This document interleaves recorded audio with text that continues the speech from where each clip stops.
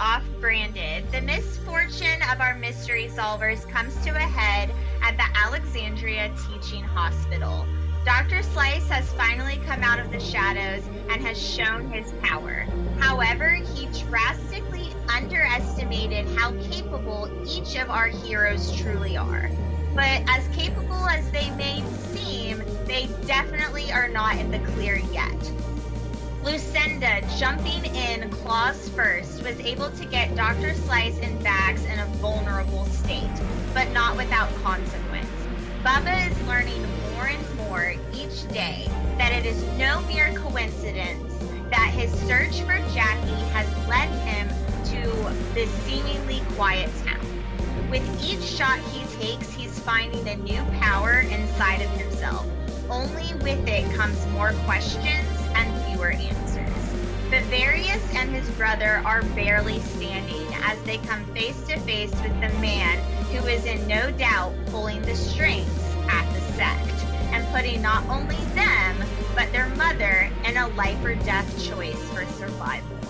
Tyrion may be coming into his own and have a better understanding of just how important his powers are, but will he truly be able to step up and lead, or will the future that was shown to him become this world's reality?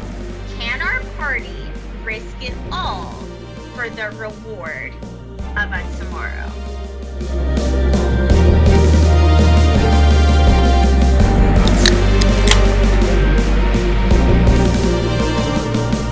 First and foremost, everyone say hi to Christian. Hi, Christian. Welcome. Christian is Where are you from, joining Christian? us. We'll get into Christian's character once we get rolling, pun intended. We see the long, dark shadow of the Silver Memorial Bridge creep over the still and cold Ohio River, a reminder of a freakish and fatal past. The orange light of the full harvest moon illuminates the abandoned bunkers in the TNT area at the edge of town. And unused but not forgotten, these stone structures hum softly, as if calling someone or something back to it. It is the last night of the Mothman Festival in Point Pleasant, West Virginia. A young and tall woman grabs 5 dossiers off of a desk. With the turn of a key, a door locks. Black biker boots hurry quickly down Main Street, and the blue and white awning of the Mothman Museum creaks in the wind. As she rounds the next corner, the vibrant energy that had flooded these streets mere hours ago seeps and recedes back into the depths. She comes to a stop. A soft breeze rustles the long black curls of her hair, and the ominous silver glow of the town's famous Mothman statue looms over her. The moonlight's glow grows ever stronger. She straps on her helmet, kicks on the engine of the Jersey Devil, and heads off down Route 35. They say you can never truly go home, but for Kate Morgan, this is the only way. This will be her greatest hunt yet. It's time to end this, she thinks, as she turns off the exit. A large, dark shadow zooms overhead as she passes a sign that says, "Welcome to Alexandria, West Virginia. Our knowledge will burn forever." Christian, I would like for you to roll your cast the bones, please. All right. That's the difference.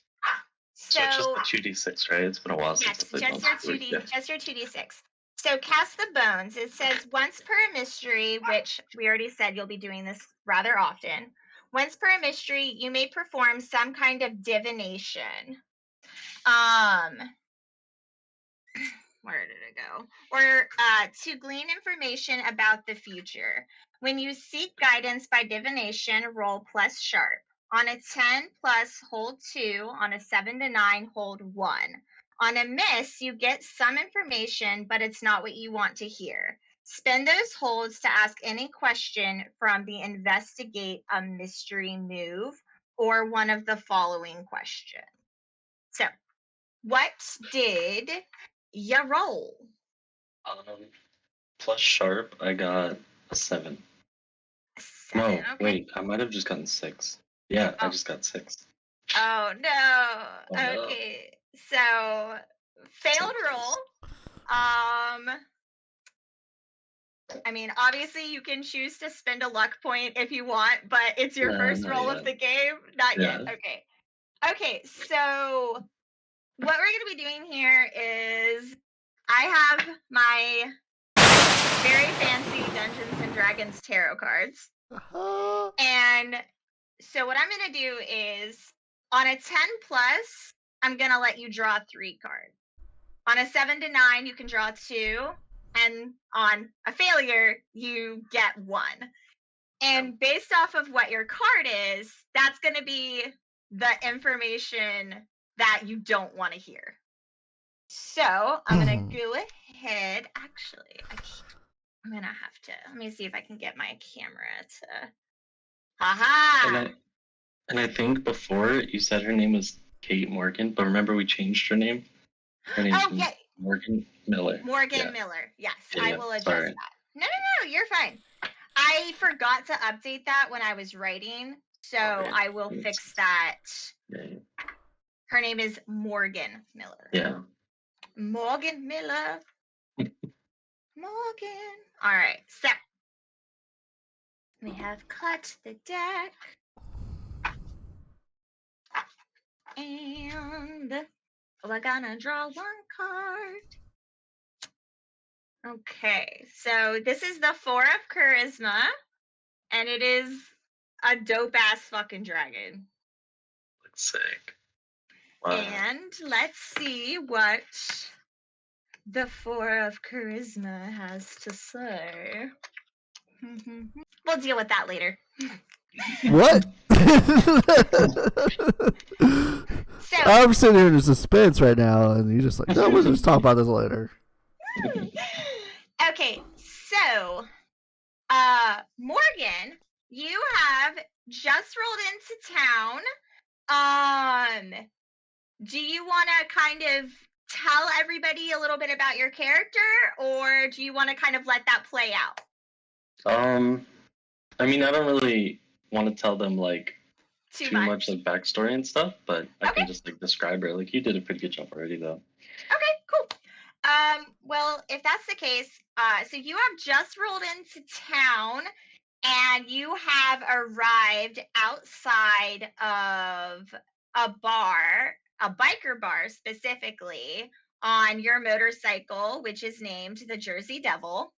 And you are parked outside of Topper Off. This is Yuri's bar. It looks exactly the same as you remember it. It's probably 2:00 in the morning, and all of the lights are off. What do you do? Do I know, like, do I remember, does Yuri, like, live here, like, in the same building, or, like, where? Yeah, he pretty much, like, he lives here, he drinks here, he doesn't, if he leaves here, it better be for a damn good reason. Yeah. Is there, like, a back door, or, like, a side door, or something that goes, that is, like, closer, or, like, where I know where the window to his bedroom is, or something? Why don't you roll plus sharp and read a bad situation for me? Oh shit, I need to get Oh, that's My slightly actually, you know better. what? What'd you get? I got a 8. An 8. Okay. Yeah. I write down all of y'all's rolls to keep you honest. All right. So Yeah, she kind of like goes in, like kind of peers in the window to see if she can see anyone. She's okay. kind of like pissed and like surprised that they're closed. It's like it's still early. What are they doing? They could Yeah, be partying.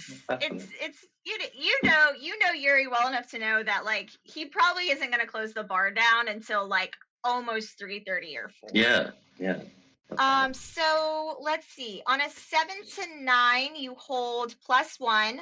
So as you're like walking around the back of the bar, trying to, remember exactly, where the back door is, where like an easy access point is, you can ask me one question. Let's see. How much does a Look. woodchuck jump? Yes. I'm reading the options. I'll read a bad situation. Let me see. Are there any dangers I haven't noticed? Like she's a little suspicious that it's closed. It's just like, So as you come around the back of the bar, you notice that his bike is still here, but you also notice, like you said, you already noticed that all the lights are off. I would say the danger you haven't noticed here is that if you try and force your way in unannounced, you know that he's not going to go easy on you. Other than that, everything else looks fine. weird. Okay. Yeah, I'm just gonna try and like pound on the door and see if anyone's home. Instead of Yeah. I'm just gonna let that 8. I'm gonna let that 8 that you just rolled ride. And I'm gonna say that after a couple of seconds, you realize that there's absolutely no one here. Yuri's not here. None of his staff are here. There's no one here. At all. So you can either try and find yourself a way in, or you can let me know what your next plan of attack is.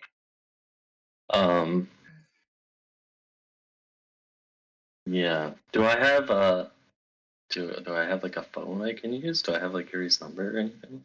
Because given what you know of you, he has like 20 phone numbers. And you're not sure if the number that you have Yeah, it's from probably older. 7 years ago is going to get a hold of him. If Close your eyes, pick a number, and dial. yeah. If you want to roll, if you just want to take your like D20 and give me like just like a flat roll, I'll let you know if the number you have in your phone right now is still active. If you just want, give me a straight up and down D20. At 20. No, shut the fuck up! What? No, what? That's Fuck you! Are you kidding? you. Oh shit! I love that die though. Goddamn. Oh my you. god! Looks like I'm not the only one that's going to be carrying the team now. On a nat? Okay. Well, Fine. this is Fuck me. my Fuck me roll away then. from me. Cause fuck me then, I guess. On a natural 20, Christian, you open your phone, you find Yuri's contact, and you realize that you have 5 different phone numbers saved to him.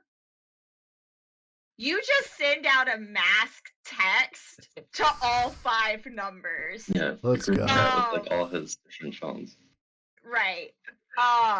Did you want to send out a text or did you want to try and call one of those numbers? I'll text first because Okay. it would take me a while to call every number. To see Right. Okay, so you send out a mass text to all 5 numbers. And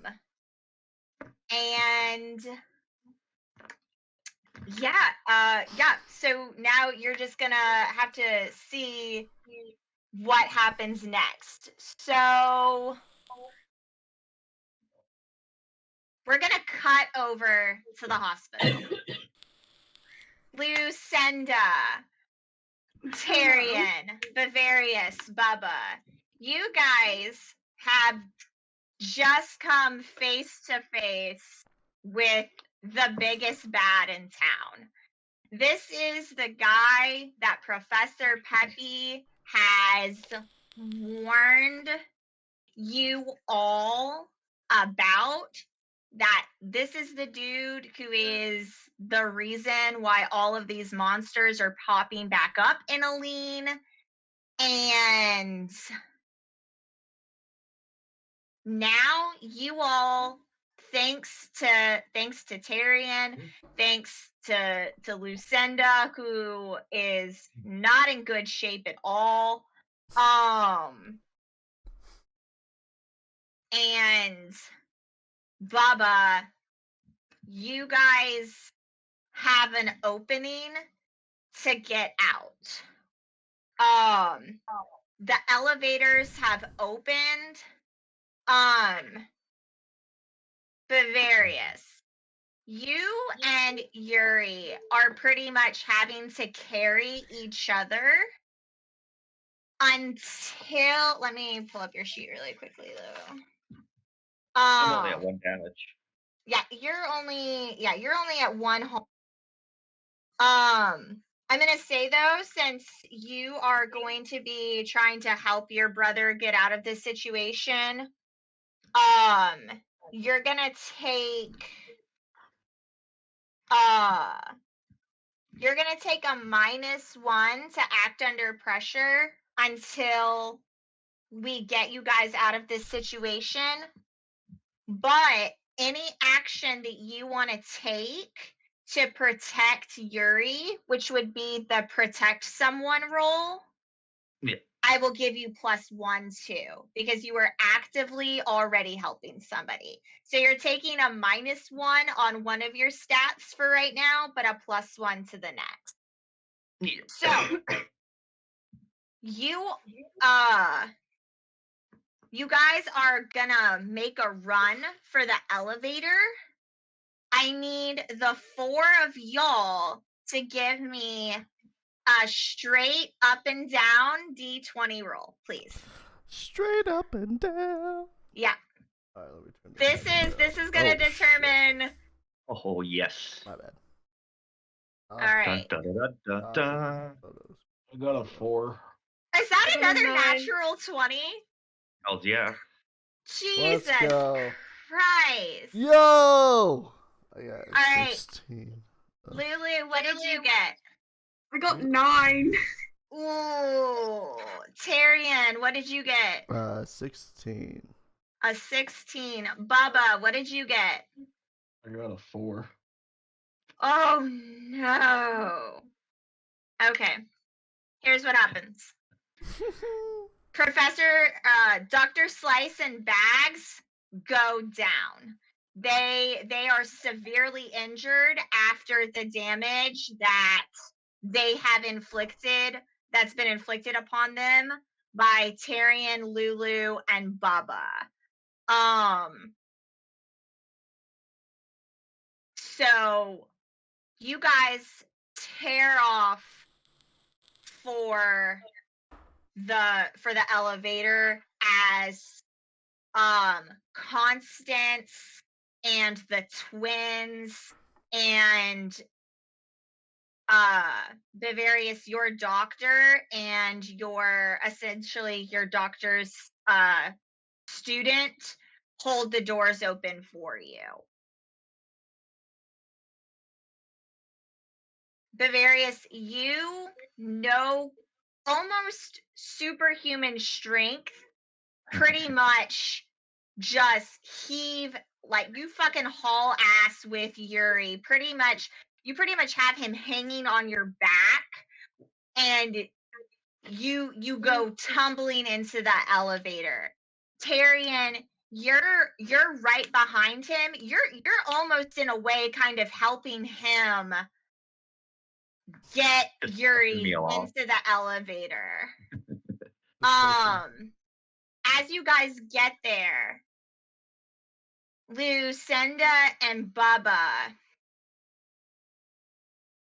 because like Lucinda, you're fucked up right now. Your health is pretty bad. You and Bubba's essentially trying to help you because you're the one who's the most damage ridden right now.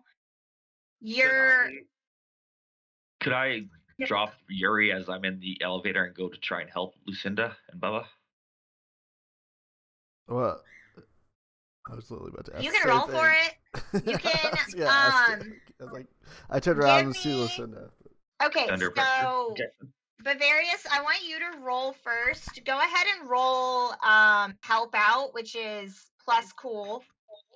Plus cool is 1. That's only a 6.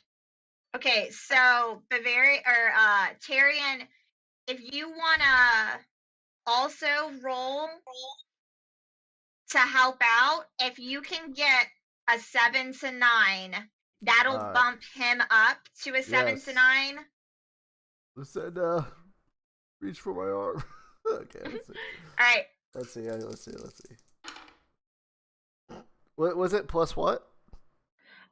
It's plus cool, which you have 0 cool in. You're just not cool, man.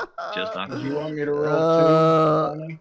But you can't help roll So because your roll to get to the elevator was below a 10. Okay. Just wanted to make sure. No, you're good. I appreciate you asking. So we have a problem because I just got snake eyes. Nice. Oh. No. Are you gonna fall out of the elevator? Does that Thanks fall for through that. the shaft? Somebody you get really So- small and fall through the little crack in the elevator. So, all right. So, Bavarius and Tyrion, go ahead and mark experience for me. Of course, yes. I'm level up, baby. All right. Verify. Here's what happens. Bavarius, you pretty much, once you get in the elevator, just drop Yuri. You and Tyrion both run to go and try and like grab Bubba and Lucinda to pull them into the elevator. But as you do, Tyrion, you accidentally hit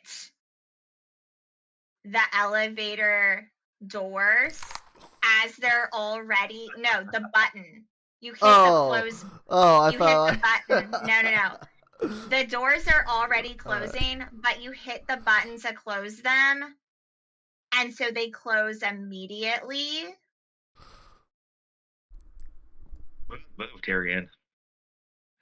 Bavarius, him knocking into you're gonna take 1 harm Oh, really? because Oh. of this whole action. So what this means is Lucinda and Bubba, you guys are now going to have to find another way out. So If we I'm get out of going- this alive, I'm gonna murder you both. I just wanna Bavarius, say, I'm so I was sorry. reaching out to help out, I was waving by as the door closed. Bavarius, I'm so sorry. I can't believe I accidentally hit that button. Please forgive me. We need to find Lucinda and Bubba as fast as possible right now. So let's All right. try to go. What is the elevator going up or down? By Wait. the way. I was just about to ask, are we just staying there so I can hit the open button, or are we No. going up and down? How about this? Tyrion, Yes. give me another straight up and down D20 roll. Oh God. Okay. Just to determine if you guys are going up or down. 11. An 11. Okay, that's not bad. 11. You are going down, which is the Is it- direction that you do need to be going. Oh, thank So- Is God. there any indication on what floor we're on? You guys, I'm gonna say that you guys were because you, Bavarius, you were in the ICU. So I'm gonna say that you guys were probably on like the 8th or 9th floor, and you guys need to get down to the morgue, which is in the basement. So you need to get down about 10 flights. Which as long as the elevator keeps working, shouldn't be a problem. I would like to act under pressure. If there's an indicator what floor we're at, I'm gonna hit the floor right underneath us to try and stop it from going down, and then hit the floor that we were on. Okay, Lucinda, before you roll that, Lucinda, what did you want to say?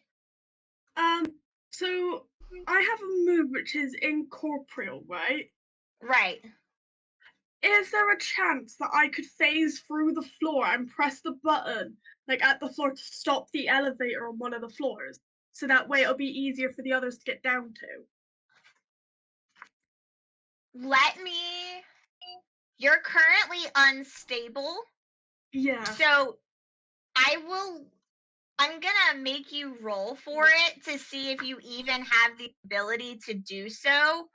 Let me resolve Bavarius's roll to act under pressure first, because that might make your ability to phase down one floor faster.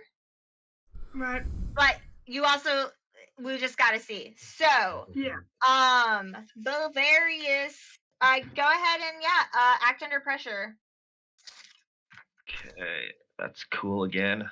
So that's just makes it a 0. That's a 9. On 9. Let's go. Okay. Nice. Okay. On a 7 to 9, your help grants them +1 to their roll, but you also expose yourself to trouble and danger. Okay, so elevator door shuts, starts going down. It's probably in between floors at this point.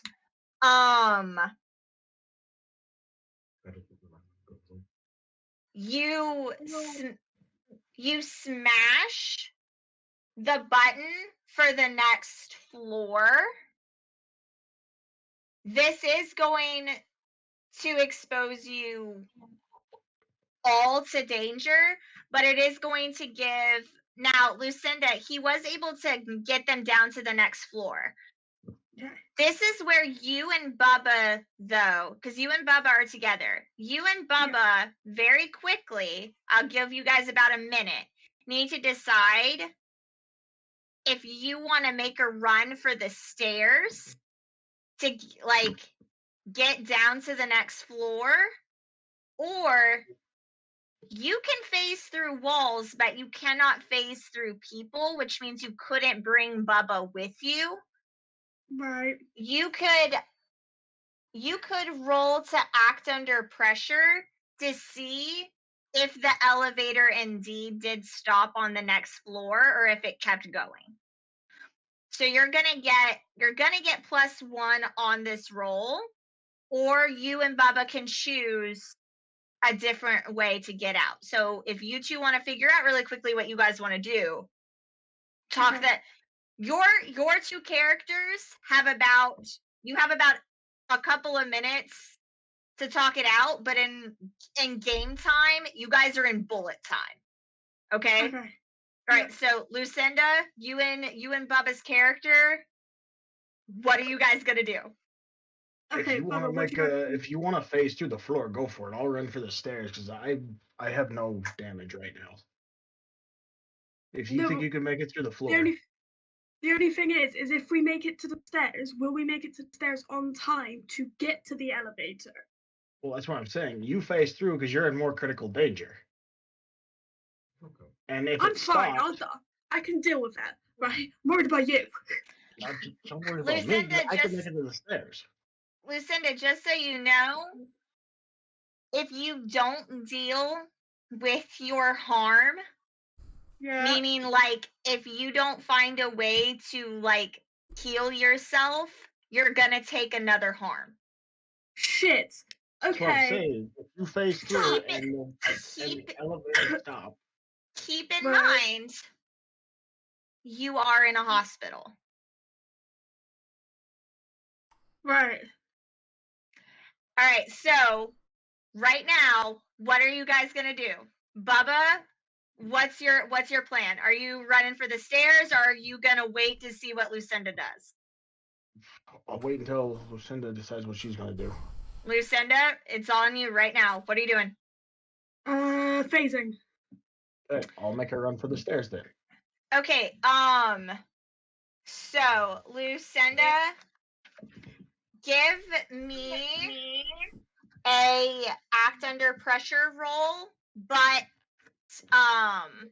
you get a +1 to this because of Bavarius's kindness. Okay. I'm so So- kind. Act under pressure. What do I add to that? You are going to add plus cool, which you have normally you would have 0 to, but you currently have +1. Okay, so I got a 6 and a 4. So So 11. 10. 11. That's an 11. I got an 11. Nicely Okay. done. Before we say what happens with you, Bubba, I also need you to act under pressure as well. And that's plus cool. That is plus cool, which you have +3 to. Yep. Gotta warm them up. They're cold. Bubba is super cool. 5, 6, 7, 8, 9, and 10. 10. Jesus Christ. Okay. Fantastic. Look at us today, fucking rolling good. Lucinda, you Yes, my dear. you are barely you're barely keeping it together. Like, you are weak. But that demonic power and energy that is like radiating through you because of your pure fucking rage is enough for you to phase through to see if they made it to the next floor. But because you are so physically weak, but you are like still in that like magical, spiritual, demonic state, you phase right through and fall into the elevator with all of them. And Tyrion and Bavarius, I want you guys to take 1 harm because she falls on you. Suck it! You cushion my fool, bitch! Oh, fuck. God, Lucinda, god damn. Gotta be more careful. You calling me fat? You saying No, that I no, hurt no, but. Oh my god. You only. Ah.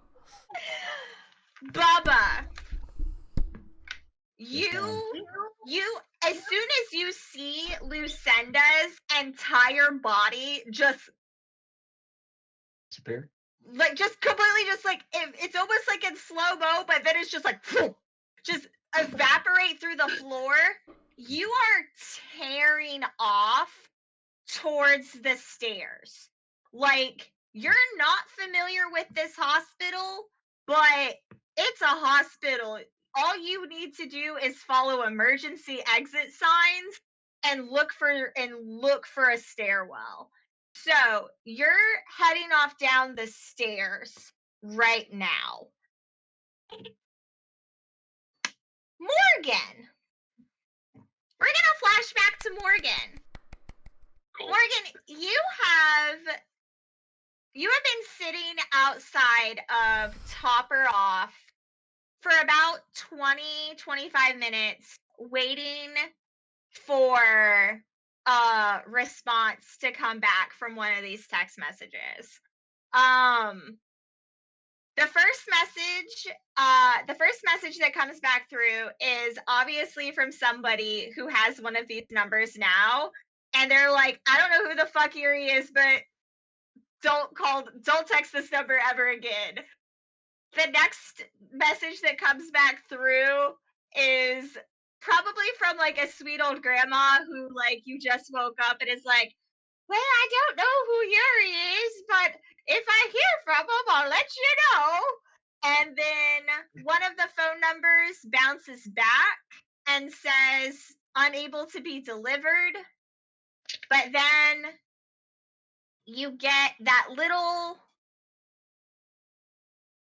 Would Morgan have an Apple phone or would she have an Android? I think an Android. Yeah. She's too cool for Apple. She's too cool.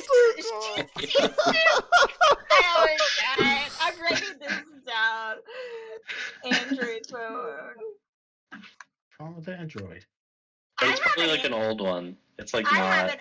have an Android phone. I like Yeah, my me Android too. phone. I got an have the iPhone for my S22. personal, Android for my work phone.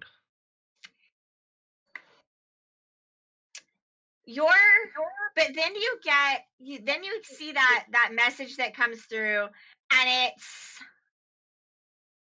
you get two messages that go through. Yeah.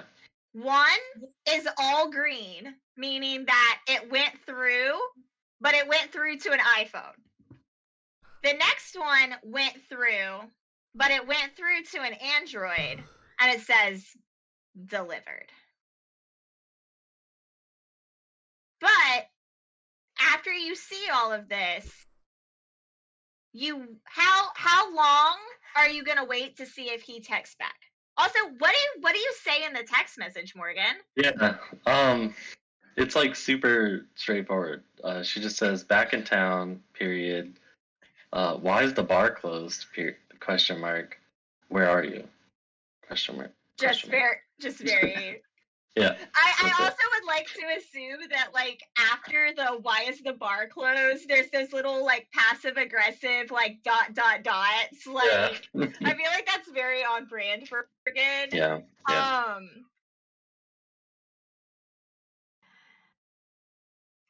How long would Morgan wait to see like? Yeah. I mean, probably if not he's gonna very text long. back. Yeah, Okay. maybe like 5 minutes or something. And she starts getting antsy and kind of like pacing and like looking around, being like, where the fuck is it? Okay. Yeah. You wait around for a few moments, and then you pretty much are gonna be like, all right, fuck this, and you are gonna take off. Where do you want to go first? You have a couple of choices given Morgan's character, her background with the town. You can head to Professor Pepe's. You can head to the Pound Town pub. You can head to your parents' house. And you could head to the park where your old stomping grounds were. Yeah. I think she's gonna head to the park. Because that's She's gonna head like. to the park. Yeah. Yeah. Because Okay. because she doesn't know really like much is going on. She was just kind of given some basic information, but she's like not really. She doesn't feel like she's in a hurry to go anywhere, so she's like, I need to check if my shit's still there. There's no sense of urgency. Yeah, nobody's dying in a hospital. It's fine. Yeah. There's no sense of urgency right now. So you hop on the Jersey Devil, which that phrase is never going to get old for me, period. Yeah. You hop on the Jersey Devil and make your way to Potomac Park. and head towards the abandoned mausoleum. As you approach, you notice that there is a big chain wrapped around the front doors with a padlock. What is Morgan going to do? And this is like the entrance to the park? So this park is kind of a mashup of like a state park, but also like your think I kind of like to imagine that it's almost kind of like Central Park. Like this place is massive. There's, lots of wooded areas, lots of walking trails. There's an actual playground. There's the ginormous pond, like right in the center of the park where people can canoe. Well, people can't canoe on it right now because our band of heroes pretty much destroyed the dock and just about everything else along with it. But you the road, you actually you see like a busted up fucking rowboat like next to the dock, and you're like, the fuck? Yeah. Good And times. And memories. kind of on the far side of this pond lake type of deal is the ginormous stone building mausoleum type of deal. So like this is kind of like a smaller version of Central Park. Central Park with a cemetery in the center. Yeah, exactly. It's kind of a town mystery as to why there's this giant mausoleum in the middle of this, historic park, because there's no other graves around this structure. But it pretty much has been deemed the Potomac Mausoleum. So what's Morgan gonna do? There is chains on the doors. So it seems like the mausoleum's like not super close by, like it would be kind of far. If it was close by, she might just walk there, but she like debates it for a second, she's like, fuck it. And then she like takes out a knife and then like flips it open. It's like a switchblade. Her witch blade. Yeah. And the blade of it almost like doesn't match the rest of the knife. Like the blade looks like kind of like this very old, like almost ancient kind of iron with like runes carved in it. But the rest of it looks more like a traditional like switch knife that looks newer. And she takes out something. She pulls out something from like pockets of her like leather pants, some kind of like spell components, and she tries to like she starts moving her hands around and attempts to kind of magically pick the lock. If that's possible. So Ooh, hot. This would 100%. Are you gonna use magic or choose to use magic as a rote? No, I'm just gonna use magic. Just use magic? Yeah. Okay. Yeah. Go ahead and the fuck did my pen go? Jesus. There it is. Uh-oh. Yeah. Go Run away. ahead and roll use magic, which is plus weird, which you have 3 to. Yeah. And also like I didn't mention this before, but like she's wearing like a sleeveless like biker vest. Yes. And like leather pants, and like on one arm is just a tattoo sleeve of just like different monsters like being brutally murdered. Like there's one with like a vampire with like a stake in its face, and then there's like what looks like a troll skull that's like cracked in half, and it's just like shit like that. I love it. And there's probably like a demon's head with like the horns like broken off. Oh no! That's just fucking rude. Oh no! Oh no! Oh no! All right. Hey. So I don't like you. Morgan, what did you roll? So I rolled an 8. An 8. Okay. All right. Let's see here. Let me go to the use magic is a whole ordeal. Okay. I haven't had to have one of my people use magic yet. So Yeah. on a 7 to 9, it works imperfectly. Choose your effect and a glitch. The keeper will decide what effect the glitch has. Okay, so you're essentially trying to turn your witchblade into a pick lock, right? Yeah, Pretty sure. much. Okay, yeah, pretty much like you're trying to, yeah. So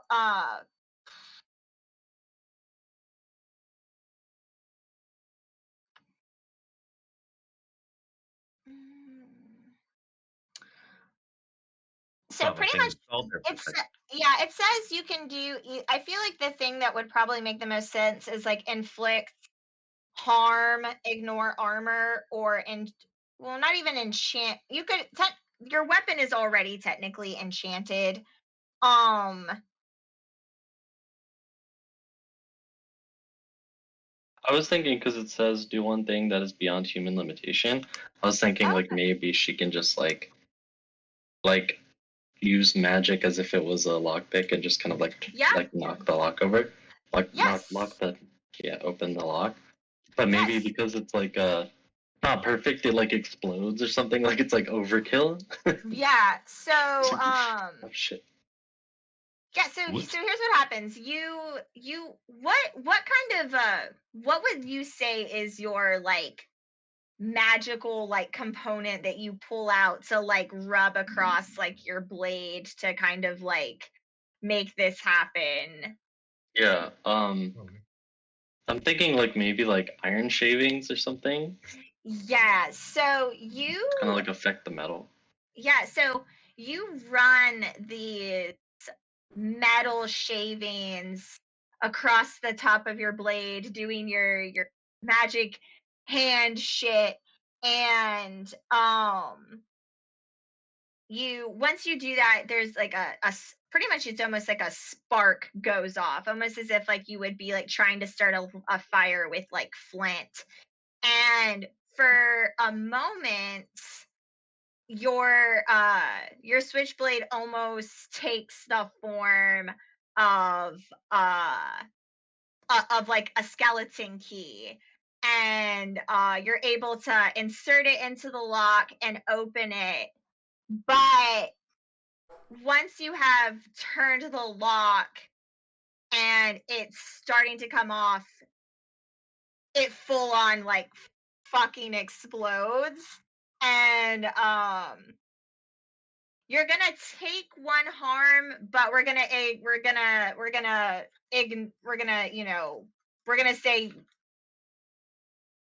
take one harm but don't take one harm. Like it pretty much is just like it's like when you like put your like when you put a candle out with your finger, it like Yeah, you're like yeah. like it like burns for a second. So like you take harm but not actually.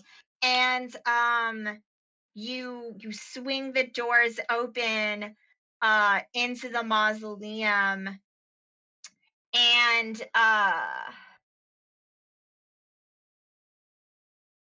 as soon as you cross the threshold, Morgan, I want you to give me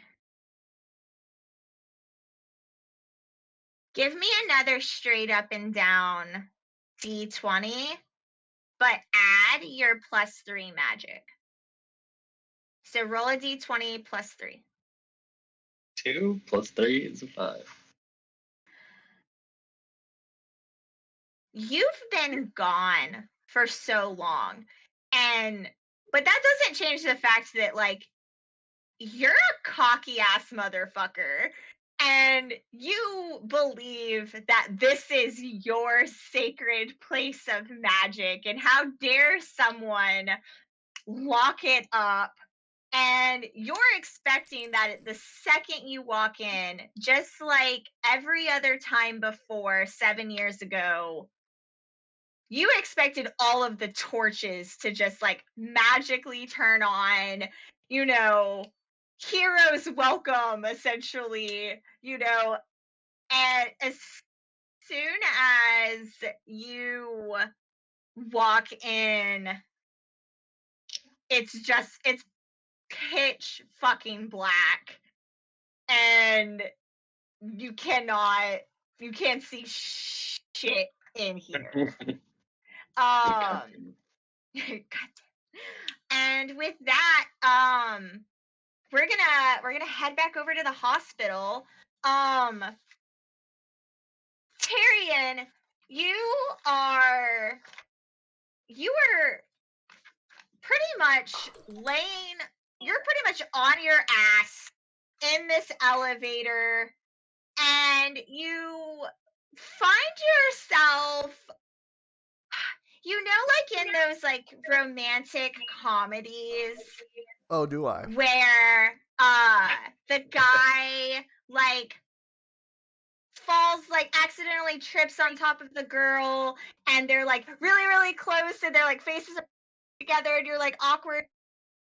You're in that position with somebody you just met, and it's the doctor's medical student.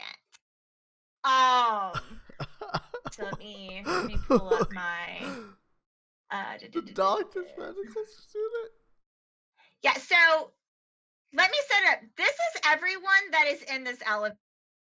We have Tyrion. Lucinda has just fallen through the ceiling. Bavarius, Yuri,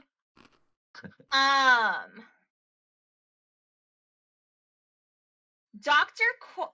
Quar, and his daughter, who is a med student at the university. And her name is Sakara, but you do not know that yet. Tyrion, you kind of like, it's just been about 15 seconds of pure chaos. Mm-hmm. So you just now are kind of coming to your senses as oh, and the twins are also in here. Oh. V and Tops are also in the elevator. So this elevator is packed, so everybody is kind of either pushed up against another person, or in your case, you are precariously and embarrassingly on top of a med student that you have barely even met, and you kind of have come to, and you hear this voice say, can you get off? Oh my god, please? I'm so sorry. This person that came crashing in, I didn't mean to. I'm sorry. No harm, no foul. My name is Taryn, by the way. What's your name? Yeah, nice to meet you. I'm also Dr. Quar. That's my dad. Tyrion, as you stand up, this isn't the first time that you have been dumbstruck by a beautiful woman.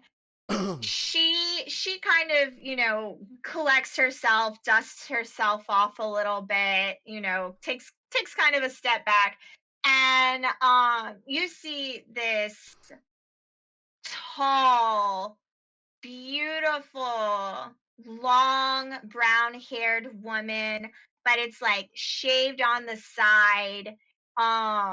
On the side where it's shaved, there's a dope ass fucking tattoo of like an Egyptian cat destroying a snake. And you're kind of just like, you're kind of gawking at this point as the elevator comes to a stop on the next floor. Nice tattoo, by the way. I just want to say. Yeah, thanks. Look, we're all about to fucking die. We can talk about cool tattoos once we get out of here, if we do. The elevator doors open. Yes. Bavarius, Tyrion, Lucinda, you all have kind of collected yourself as the doors open. Now keep in mind, you guys are trying to get to the basement. The doors open. All of the lights are off on this floor. And it looks like a tornado has gone through this floor. I need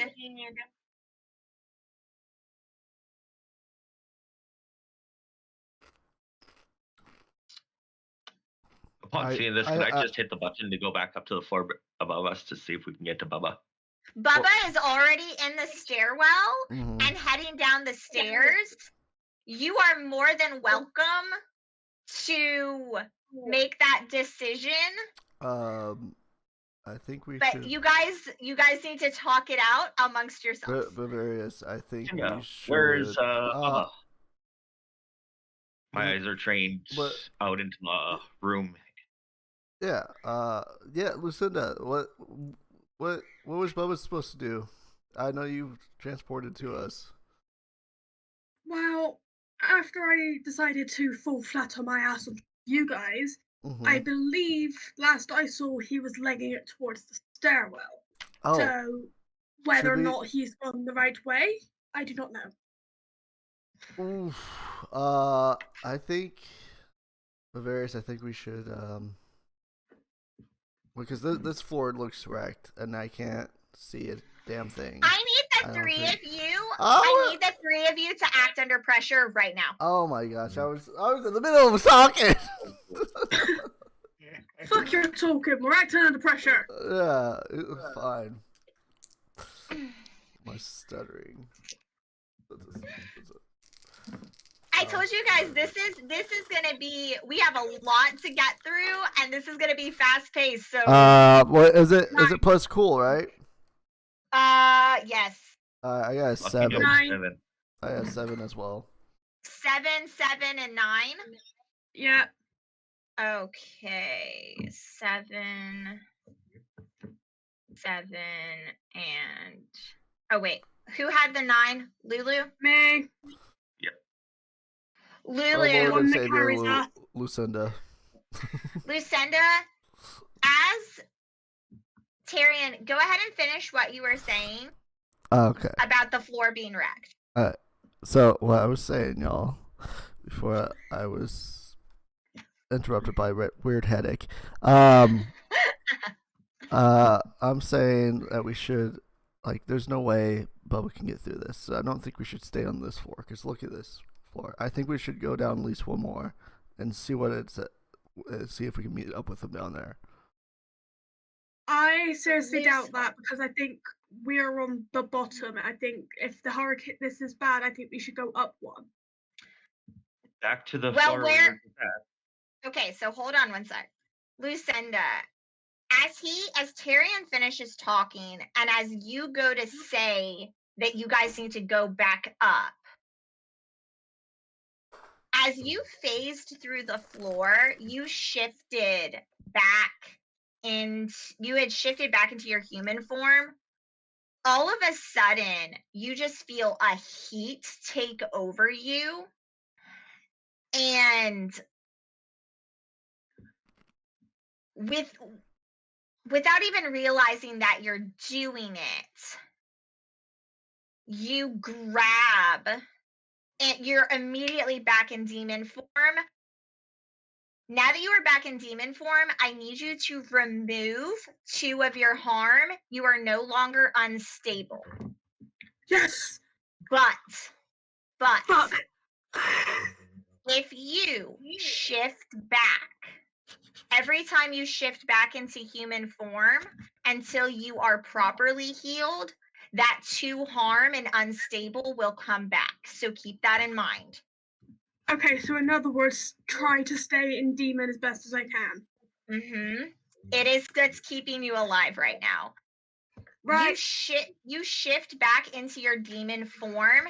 You grab Bavarius and Tyrion and shove them forward out of the elevator. You duck down as a ginormous, like spiked and barbed, basically think of like a giant, you know those you know in Sleeping Beauty when Prince Philip is having to go through like the forest of thorns? Yeah. Basically, one of those just shoots out of nowhere into the elevator. As you shove the 2 of them out of the elevator, the back of your tail knocks everyone else in the elevator down out of harm's way. You 3 have rolled out of the elevator. The elevator doors shut. A ding goes off.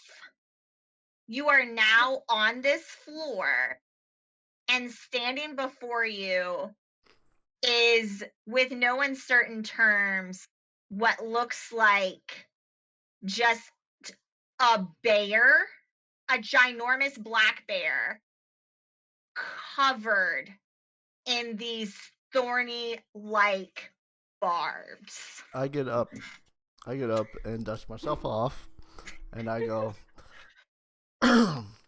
Lucinda, Bavarius, we're about to go again. Get ready.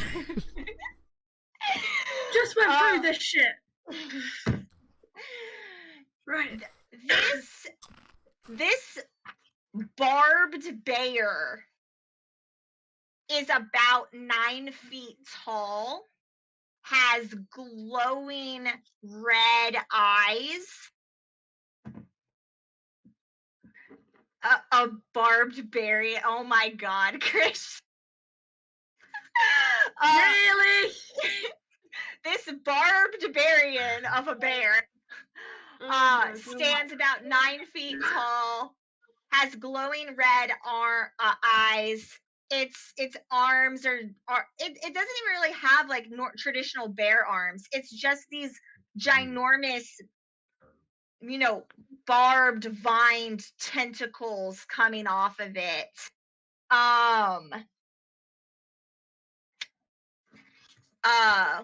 What do you all do? So The crossbow and send a bolt right towards its head. Okay, yeah, roll to kick some ass. as he shoots that crossbow, can I go? Yeah. Tough. That's a is 10. +3. That's a 13. A 13. Oh And then shit! when Let's I go. do inflict harm, my precise strike comes into play. That's plus tough as well. Okay. That's a 7 plus, I do believe tough is 3, so that's a 10. Oh my So God. at 10 plus, that inflicts +2 harm. My Heaven's Gate crossbow does 2 harm, so that's 4 harm right off the hop. 4 harm right off the hawk. But as soon as Tyrion is like, we're about to go again, you just like out of nowhere just pull out your fucking Heaven's Gate crossbow. It is glowing with the power of the Sect, which is something you haven't seen in a while. But you also realize that when Tyrion was talking to you, he put his hand on your shoulder to be like, okay, guys, we're about to go again. And knowing what you know about Tyrion, this may not be the power of the Sect, but you don't fucking care. You shoot that crossbow, it goes directly into one of its eyes. blood, viscera, black gooiness, and more thorns start to pour out of its eye, and it goes up with a roar, screaming. Tyrion, what were you gonna do? Well, after seeing that, I just turned to him. I was like, "Oh shit, nice shot." Now it's my turn. Bavarius, you gotta teach me that sometime. All right. So I pull out. I don't actually have my. But anyways, I pull out my sword. Bavarius is Long- thinking, not likely. A long ass sword. My long chain sword. And I start to twirl it, and then since he aimed for which eye did it hit? The right or the left eye? We'll say right eye. Alright, since it hit the right eye. Right. Am I in the middle of those two? Both of them right Yeah, now? so okay, Tyrion. so I push. Well, Lucinda. actually, no. You fucking pushed me. Yeah, actually, that's what he no. was about to say. Tyrion, when Lucinda pushed you guys through the elevator, she pretty much had like a shoulder on either hand. So you reached over and put your hand on Bavarius, Yeah. but Lucinda is standing in the middle of you guys, and okay. my guess is Lucinda, you were crouched down when that happened, Okay, and now you have stand up. Yeah, so you're I'm gonna say, Tyrion, not like it super matters, but you're on the right of Lucinda. Got it. Cool. So Don't you fucking push me, or I swear. no. I won't. I'll just yell. I pull out my chain sword, and then I start twirling. I'm like, Lucinda, duck. And then I Yeah, I duck as well. yeah. You guys both just Down on one duck. knee. Just duck down. Yeah, thank you, Lucinda. Start swinging, and I go and I launch it, and it's gonna go around. I want to try just get that kill. Go for that kill. So it's gonna go around the throat and cut it off if I can. Okay, yeah. Roll to kick some ass, my dude. Roll to kick some ass, and that's plus tough, right? Yeah. Oh god. Here we go. Oh, sorry. Let me get these chips out of here. They're a dangerous snack, y'all. All right. God damn it. So I got I got a 5. The 5 curse is returning, y'all. Just want to let that. The 5 curse is returning. Oh. Tyrion, just as a reminder, you can burn a luck point here if you want, because you only have used one luck. Don't save it, because I've got an idea for my move. Okay. So Lucinda turns around like, nice try. Okay. Okay, so you're not gonna take the luck point? Nah, I think I only have one, so I'm good. So I think if I just do another luck, then I'll be. Okay, you're gonna burn the luck point. Yeah, might as well. No. Let's Okay. tempt fate a little bit. Let's just edge it a little bit, y'all. Tyrion, you shout at Bavarius and Lucinda to duck. I'm gonna be nice and make the two of you not roll for that, since he burned a luck point. If he had not burned a luck point, the two of you guys would be taking damage right now. Possibly. You're welcome, y'all. This crossbow has entered into his eye. The second it hits the eye, viscera comes out. Your chain blade is illuminated, rockets out of your hand, perfect precision, wraps around this bear's neck. And how much damage does your weapon do? Remind me. +3. +3. Yeah. +3 harm. Yeah. Yeah. Wait, 1. Yeah, I'm trying to double check because I have. I think it's 2. Oh well, I have written on the top so it's 2, but +3 on top of that. I think. Oh, 5? Yeah, Because that's why I have written on the top of my sheet here, +3. Are you sure that wasn't from that last battle where I gave you a bonus for that last battle? That's Because possible. that was a temporary bonus. Oh, then let me erase that then. If that's the case, then my bad. Yeah, So it's just no, +2, not +5. It's plus. That Yeah, was +5 2. last time. You're right. You're right. Yeah, You're right. yeah. So you said it, and more black and now red, like goo and slime shoots out. Let me see here. Question: Make Am sure. I like, so when this happens, I'm still holding on to the end of the chain, right? Right. And like, I don't know what you're about to do right now, but if this doesn't interfere with whatever you're about to do, I just turn to turn to Lucinda and yell, "I have him, go for it!" And then yeah. So Like, Wild, actually Wild and Bavarius, I both need you to tell me, do you guys want to gain advantage and take +1 going forward, or give +1 going forward to another hunter? Do you want to inflict terrible harm? Do you want to suffer less harm, or do you want to force them where you want them? Bavarius, you tell me first. Giving Lucinda a +1. Okay, so Lucinda, on your next roll, you're taking +1. Tyrion, what do you want to do? I want to say +1 to Lucinda as well, since I'm holding on to the bear. So I feel like that's gonna give all the advantage there. Beautiful. More black and red goo is pouring out of its neck. Black barbs are falling off of it onto the ground, and Having a good day. you can tell that this thing, like you said, you got it. Lucinda, you have just shoved your 2 friends through the elevator, have landed down on the ground, Black Widow style, ready to go.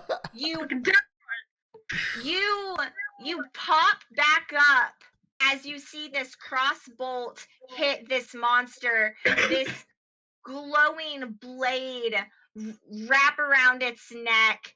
You've crouched down to avoid the chain. What does Lucinda do in this moment? I want to use my attack of teeth. Okay. And I want to try and cause some damage on the jugular if I can reach it. Yeah, so tell me, are you just gonna like run forward? Yeah, so my plan, I'm gonna run like kind of like an animal, so on all floors, and then leap up so I can grab the advantage of getting up to its height.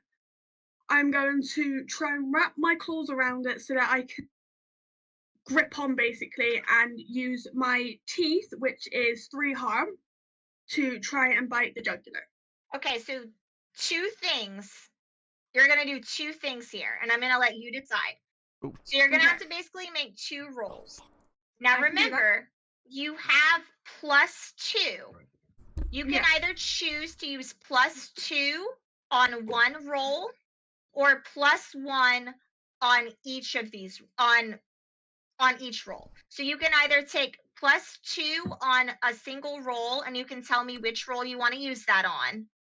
Okay. Or you can take +1 on your first roll and +1 on your second roll. Here's a question: I'd does like she have to to roll before? Split 'em. No. Which one? Aw. I like to split. Split. Yes, Okay.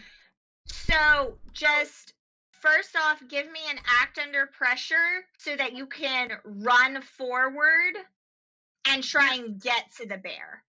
That's first and foremost. I got an 8 +1. I got 9. Fantastic. Nice. Fantastic. You run towards hold on, I need to update this really quickly. As she runs past You- me, I just like look like. You're just shocked, I'm just shocked. amazed, constantly in awe over beautiful women. Today I'm is just all our- yeah, exactly. Is our young boy Tyrion. Lucinda, you're able to run and get up there. This bear is essentially restrained on what's going on. You know, he can't really get away because of the position that Tyrion has him and his inability to see clearly. But as you leap up to grab him, you're gonna take one harm because this thing is covered in these barbs. So go ahead and take one harm. Wait. What about my immortal? My immortality stops my from getting one harm. Okay, fantastic. So you feel the pain and the energy that these barbs are giving off. But given that you're in your demon form and you're already resisting some damage that you've already taken, you're able to push through. Your teeth get around its jugular just below Tyrion's blade. And now you can roll to kick some ass. I'd like to load up another bolt as she's doing this. Yeah, Let's you see can it. go ahead. Tilt that and camera. rip- Let's see it. Let's see it. Let's see it. Tilt that camera. 2 6s. Oh shit! I knew it when I saw that O face. Yep. Lucinda, with absolute rage and power and intensity, your demon form has never been more alive. You were clinging to life mere moments ago, but you live on a pure drive. You live on this insatiable lust that you were cursed with, and you will Horny be as fuck. you will be fucking damned if some barbed ass bear is gonna keep you from getting some dick. I love And it.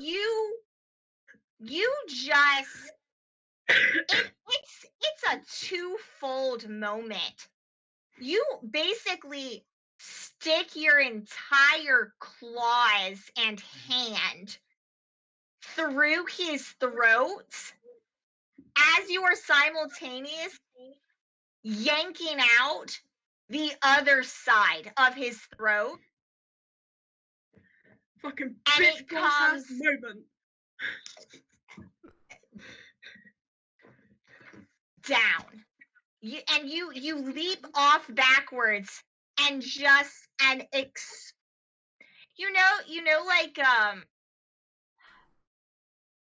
like in a certain fighting video games when you get that like power kill and it's just like, imagine if the end of the movie Carrie and Mortal Kombat was one scene. Yeah. Just blood and black goo goes everywhere. Bavarius, you've already locked another crossbolt, like ready to go. Tyrion, your chained blade is coming back into your hand as this explosion of blood and viscera is coming, and you guys are just covered in it. Oh, yeah. I would apologize. That was badass. That was badass. As this happens, we move to the stairwell. Bubba. Sorry. I'm You're- gonna walk up to behind Lucinda as the bear falls to the ground and like wipe my face. Fatality, flawless victory. Beautiful. As Bavarius, as you say that, we cut to a dark stairwell. The fire alarm and security alarms of the hospital have started going off at this point. And Bubba, you have made it through the stairwell. Door is shut behind you. Are you going to try and head down, or are you gonna what's Bubba's plan of action here? Well, I gotta make it down to the what'd you say, the Basement. basement? Yes. So I'm just gonna keep Terry going and call down. time out. You're gonna keep going down? Yes? Yeah.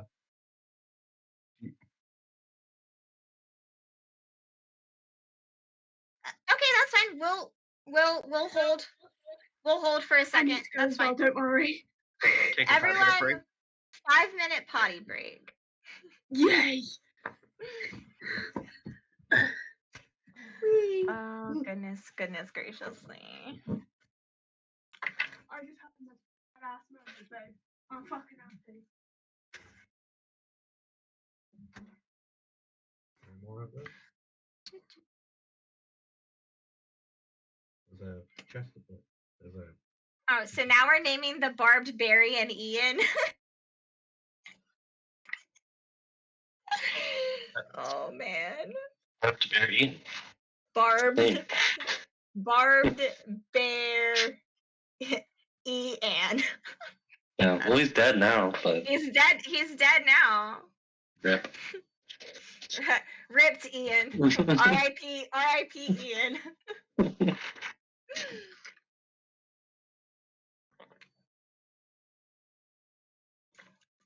Yeah, I had in one of my games, my D&D campaigns, I played an artificer.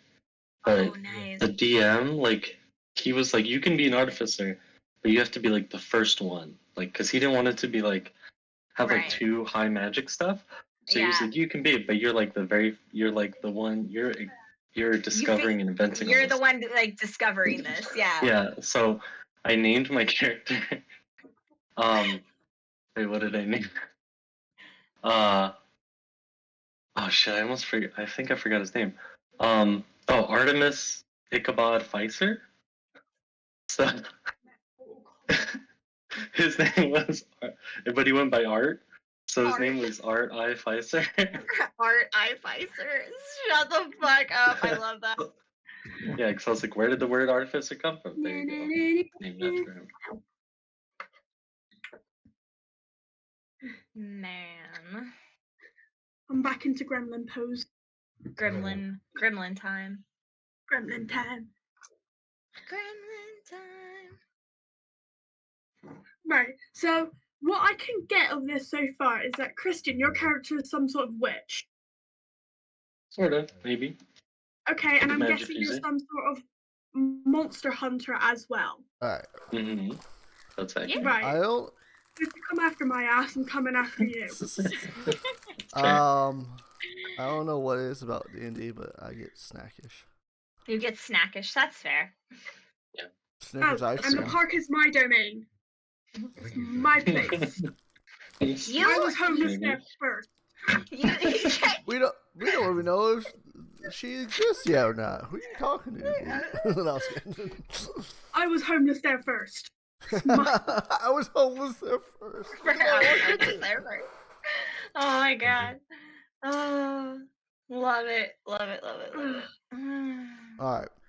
Sorry. So let's just take it back to where we're talking about the stairwell, and we're gonna cut to Bubba. Yeah. All right, we all ready? Yeah. Bubba, you ready? All right. I think so. Bubba, you have entered the stairwell. Alarms are sounding, lights are essentially off but flickering. What does Bubba do? Oh, and Bubba, at this point, just so you know, because in the last session, your familiar, your jackalope familiar had manifested to help you guys, but has since returned back to your lucky rabbit's foot. So just keep that in mind. No more rabbit is what you're saying?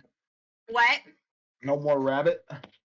Not right now. It has not did at this Okay. moment. Rabbit. Okay. Well, I'm gonna run down to the floor that they're on, and just to see if Lucinda actually made it, because with all the No, I'm sounds and dead. everything, Right. because of all the sounds and the alarms going off, I didn't know that they were in the middle of a fight. Right.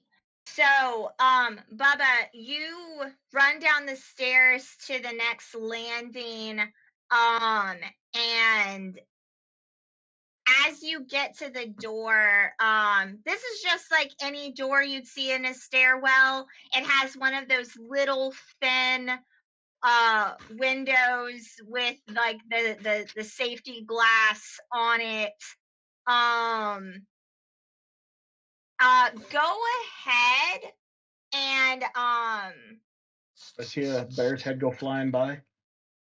go ahead and investigate a mystery for me, please, and thank you. Sharp, so +2. Yeah. That is 5, 6, 7, 8, and 9. 9. Yes, ma'am. Okay. Let's see here. Okay, so on a 7 to 9, you can ask me one question. What happened here? What sort of creature is it? What can it do? What can hurt it? Where did it go? What was it going to do? What is being concealed here? Oh. What was the first one? What happened here? That one. You sort of try, and again, this is just like a very thin, like maybe 6-inch window that you can see through, but even this window is kind of obscured because of the damage that has taken place on this floor.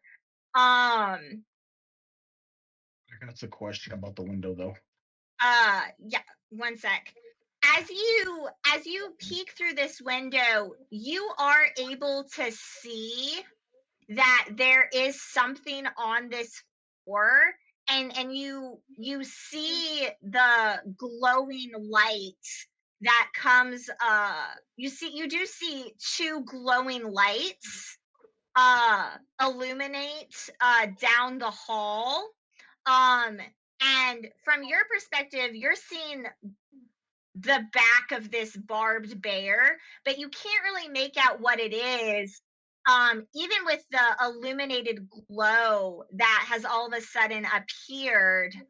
And in an instant, you see this glow, and then you see this spray of blood and a viscera, and then you see this ginormous mass go tumbling to the ground, and you then see the shadows of 3 people that you, because of how obscured the window is, you can't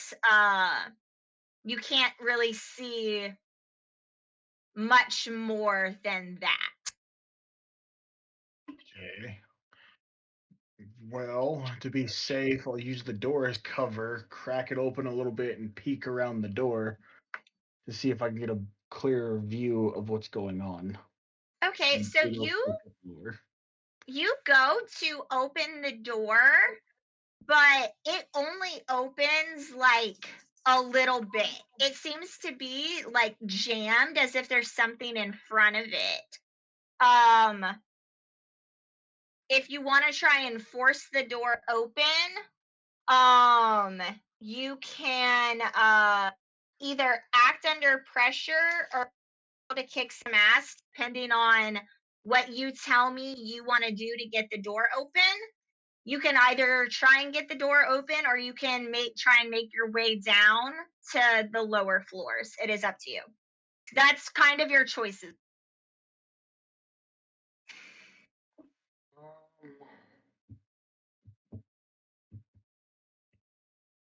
Thinking, because they said they were thinking of going up.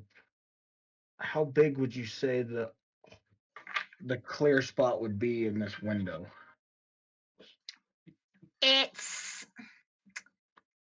The window itself is about 6 inches wide, give or take. And you maybe have about a 3-inch opening. Like, you are able to see all of that, but you can't really make out specifics. Okay. And it is safety glass. Okay.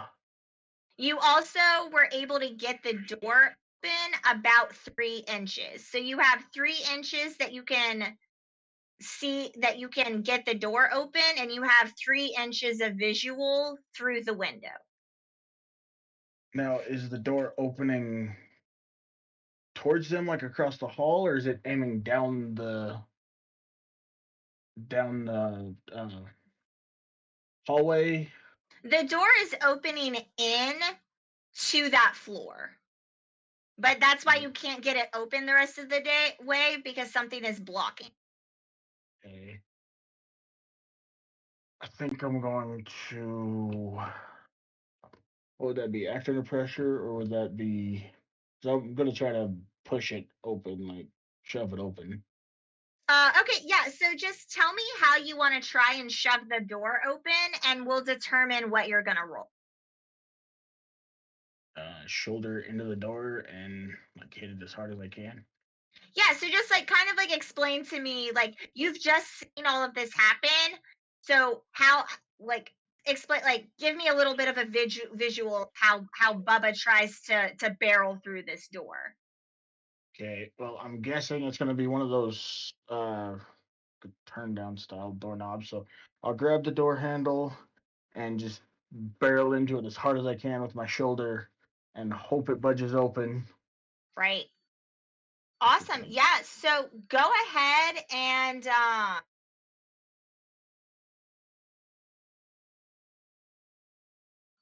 ahead and act under pressure for me. Act under pressure is cool again. Yep. That is 5, 6, 7, and 8. 8. Okay, so Bubba, you can either have a worse outcome, a hard choice, or a price to pay. The first one. A worse outcome. Bubba, you come down the stairs, you peek through this window, you see this obscured bit of action going on. As all of this action is taking place, you immediately start trying to get the door open. You pull down on the handle, you slam into it once, you slam into it a second time. You finally, on the third time, get the door all the way open. As you get the door open, though, you go through it, and something wraps around your leg.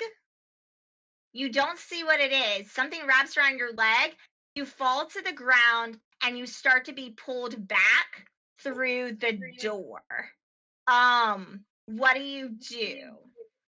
Now, Lucinda, Bavarius, and Wild, you guys have just kind of taken this thing down. As you have taken this thing down, you see, why don't the three of you all just read, why don't the three of you all read a bad situation for me? That's plus sharp? No. What is it plus? Yeah, plus sharp. Oh, thank God. I actually have a plus on that. Alright, let's see. Whoop. Plus sharp. Where's my plus 2? That'd be 11 for me. 6 plus 2. I got an 8, y'all. 9 plus 2. Sorry. Lulu, what'd you get? What? I can't hear you. You're on mute. They're muted. I thought I unmuted it. I got 10. I got plus 2 5s. Okay, fantastic. 10. And I got 8. Sweet. 7 plus 1. Cool. All of this insanity of you guys taking this bear down happens, and all of a sudden you hear the crash of this door opening. I assume you guys all turn to look at the door. Bubba, as you are being pulled back through the door, and you see them standing there as you're being pulled back to the door, what do you do? See them standing there, I would holler for help. Yeah, so what do you yell? What do you cry out? He pulls out a sign that says "Help me." Wow, Coyote. I don't want to go with that though, but I don't have a sign, so. So Bubba, go ahead and say what you're gonna say to try and get their attention. Well, I'd like look over at him and be like, "Help! I don't know what the fuck this thing is. Help!" Okay. I'm coming, bitch. All right, the three of you all hear Bubba crying out for help as in 1 second you see him coming through the door. The next, he falls to the ground and is being pulled back through. What?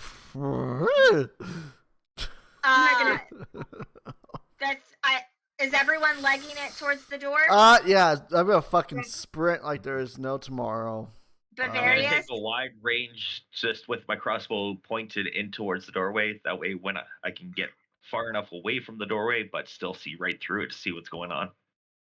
Fantastic. With that, you all take off. Bavarius, you get ready to get a shot. And we're back at the mausoleum. Morgan, you have just entered your domain here at the mausoleum, and the lights and the magic that fills this place have not necessarily welcomed you back like you had expected. What is Morgan going to do now? Morgan, at this point you are officially all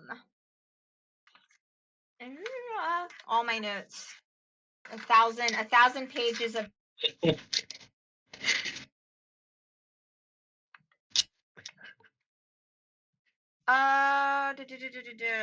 you're officially in your haven, which means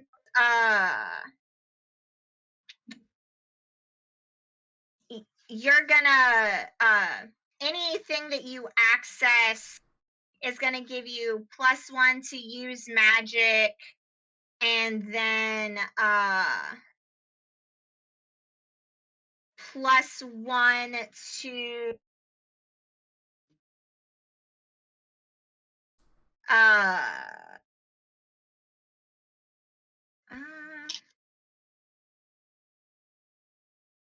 yeah, so basically you're gonna get +1 magic once you find whatever it is that you came here to find, because you are now officially in your haven. Yeah, okay. Yeah, she steps in, she kind of like, I assume it's like kind of untouched and just kind of like all dusty and dusty cobwebs. You hear the little critters scurrying away. as the light from the outside fills this entryway, but it's still like super dark in here. Yeah. Yeah, so she kind of like clears out some cobwebs, like coughs. It's like, oh, really? This is all I get? Thanks. I appreciate that. I missed you too. And then she's kind of like stumbling around in the dark, and then she takes out her phone, turns on like the light from her phone. The Um, flashlight. Yeah, and you see the light kind of wash across the room, and like there's in one corner there's like a bunch of bookshelves Okay. that have like very like a collection of very like old looking weird books of like all different kinds of makes, like some with kind of leather bindings and other ones that just look like loose pieces of paper like tied together. And she doesn't worry about that. She goes to the other side that looks to have like a bunch of different like jars with like random weird things in them, and like drawers and stuff, and it almost looks like it's like a little magical laboratory. Yeah. And she goes over there and she starts going through to kind of collect, to kind of basically fill back up on her kind of spell components, because she hasn't been here in a long time. So she's So- maybe like running low. Yeah, you've been gone about 7 years at this point. And so once again, I just want another straight up and down D20 roll to see if anything in here that you before you head on your way is even still used at this point. You got a 4? A 4. So with a 4, and this is gonna kind of be where your tarot card reading comes into effect. When you were home, you got really deep into studying all of this magic. You got really deep into, this whole witch aesthetic, hardcore, like knowing like good magic, dark magic, like all of that stuff. And like, a young 20-year-old who has found a new hobby, you got a little bit greedy and just like overbought or over collected everything and didn't really think about shelf life expectancies and how to like properly store and care for your materials. Now you are a much older and wiser witch now, but I assume you're just kind of standing there like kicking yourself like, the fuck was wrong with me? Like, Yeah.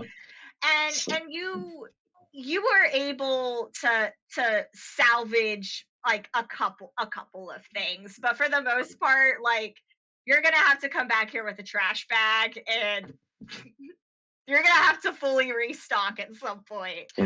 Damn. So you kind of gathered all the things that you have that you're able to take with you. You're probably glancing over some of your old books, reminiscing a little bit, and your phone starts to ring. Check to see who it is for answer. You look at your phone, and you see you have a couple of notifications. You have your standard text message that you get every night from your dad when he gets off of work at the factory, and it just says, "Hey there, kiddo. just thinking about you. Love you so much. Mom and I miss you. Hope that, we can come visit. Going home, watching some late night TV, going to bed. Love you lots. Then you have I like the idea of this, like, there's just like a list of them, and I've like never replied, you just and there's like 10 of them in a row from like. There's like 10 text messages from your dad that like you just haven't responded, and it's pretty much the same text message over and over, but like he's watching a different TV show, or he's gonna work on a different project in his workshop, or he's complaining that well, it I'm not gonna get much sleep before I gotta go fishing, like just a variation of those things. Then you have another text message from an unknown number, but the little notification says you have like 100 messages, and it's because you've refused to open that conversation. And then you have, as you see the call coming in, it just says Pep. She kind of sighs and answers it after like she like thinks about it for a second. She's like, no, I should probably answer it. Just like, yeah. Morgan, is that you? Yeah, it's me. What's up? Have you gone into town, or are you here? What's the situation? Yeah, I'm here. I tried to go to Yuri's place, but it was go to the up. hospital. Go to the hospital right now. Click. Okay. What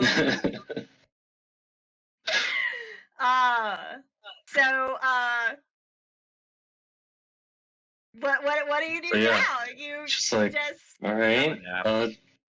Just nap. Yeah, Let's she just take a nap. she puts her phone away, and then heads out, make sure it's and like locks the door behind her, goes to the Jersey Devil, her bike, and like the double checks like in the back. She pulls out of this like holster, like a shotgun, and just make sure it's like loaded, puts it back in, jumps on, and heads towards the hospital for whatever the hell's going on. Right. Fantastic. So I'm not gonna go through with like the consequences and making you like choose. I just want like straight up and down like roll plus charm for me. Like basically we're sorry, not plus charm, plus cool. We're gonna act under pressure, but like it's just gonna be, this is to determine how fast you get to the hospital. Yeah. I might not even remember like exactly how to get there.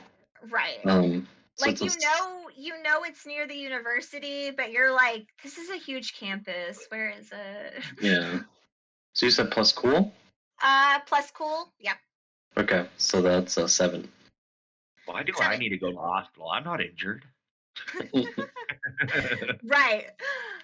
So yeah, Morgan, you peel off on the Jersey Devil, and you get to campus, which like the hospital is attached to the campus, but this is a weird ass fucking university. Like none of the architecture makes sense. Like every building was designed differently. So like you're kind of driving around for about 30-35 minutes. Like this is a small town, but like half the town is the university. So like finding the right building is going to be a little bit tricky. As you pull up to the hospital, you can just kind of like sense that like something's not right. There's not just like at Yuri's bar, there's not a single car in the parking lot, not an ambulance near the emergency room. And it's dark. And the only thing you hear are the alarms coming on from inside. So, Morgan, I'm going to give you you can either go through the front entrance and make your way to the essentially visitors elevator, or you can go through the ER and try and like find like a service elevator or something.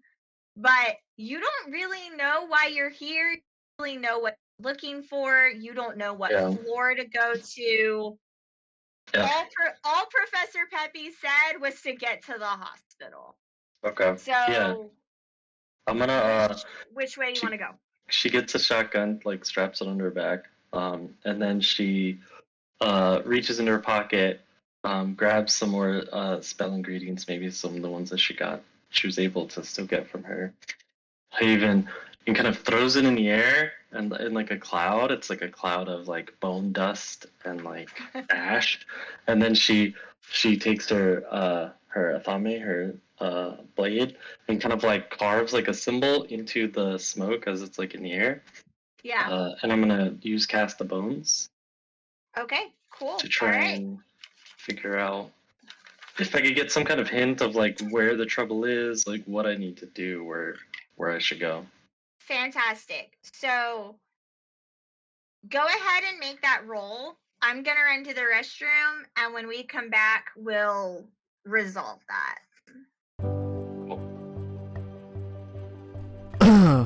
Alright, everyone. Off-brand is brought to you by Tiny's empty desk chair. If you need someplace to sit, please sit down in Tiny's empty chair. Thank you. I got a pretty Funny decent roll. enough, I was drinking an off-branded Coca-Cola. Ooh, which one?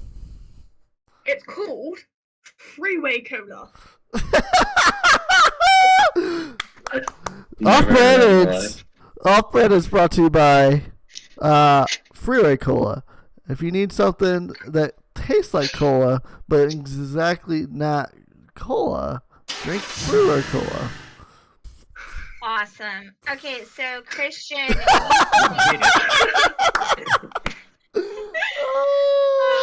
I love it. I didn't even realize she sat down. All right. So Christian, you're trying to get information to figure out where to go or what's going on here. What was it that? So my total for my roll plus weird is a 10. A 10. Wonderful. Yeah. But and like you're just trying to figure out like which way. Yeah. Like what's happening here. Yeah, it's basically, it lets me ask like an investigative mystery question. Right. Or like some other questions. So basically I want to know like what happened here and like where did it go? Okay, cool. All right. And I think with a 10 I get to ask 2 questions. On a 10, yeah, you hold 2. So I'm gonna draw 3 cards. Woo! Let's go. I love this. I love the tarot. Isn't this cool? Like, I'm so excited. I love adding all these fun things for you guys. Okay.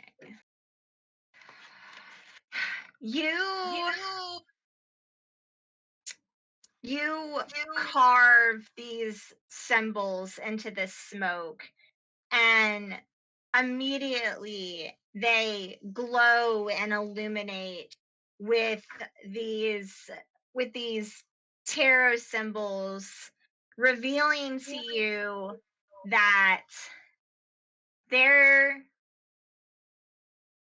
is something that you are meant to be a part of here, that you are called here to action to help a group of people. But you also see that this isn't going to be an easy fight, and reveling in your accomplishments and leading others in a balanced level head is going to be key, which is not your strong suit. It is, you're very much, I do things my way and it's my way or the highway. And as you realize this, the smoke and these runes come together and they drift off towards the ER. And so now, with that being said, you can ask me the questions. Yeah. So the first one is what happened here. What happened here? As the smoke starts to lead you towards the ER and you start making your way there, you start seeing this black, icky goose and like a black matter type of substance.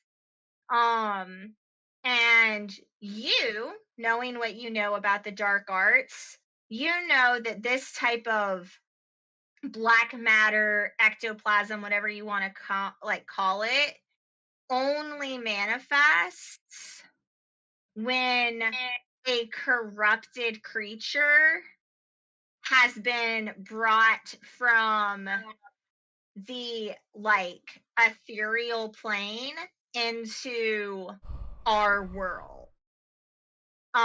Essentially it's basically like leaving a footprint.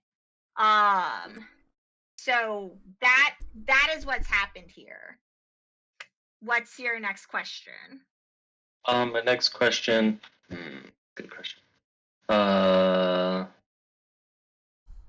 See, that kind of changes things.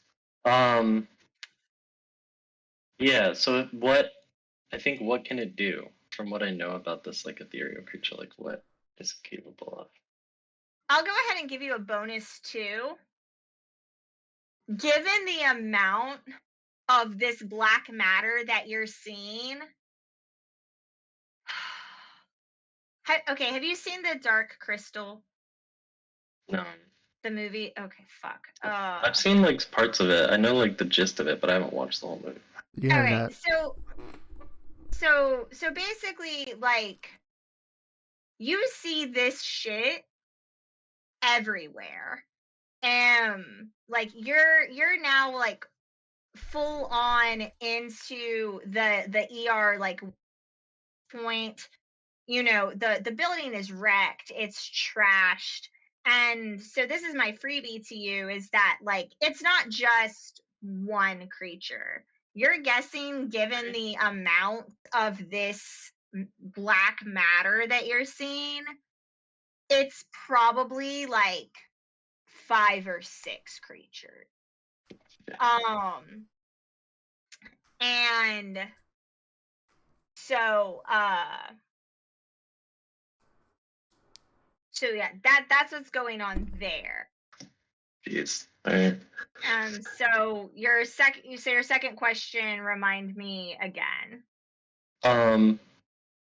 Wait, what was it again? It was, what can it do?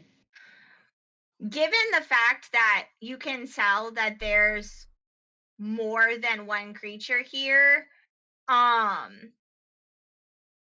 if you just roll a d4 for me, and I'll tell you, depending on what number you get, you'll be able to distinguish a few of what these creatures can do. I got a 3. A 3. Okay.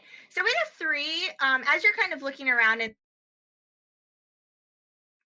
you can see that one of these creatures is basically your run-of-the-mill, like, dark matter creature. It is here to just fuck shit up.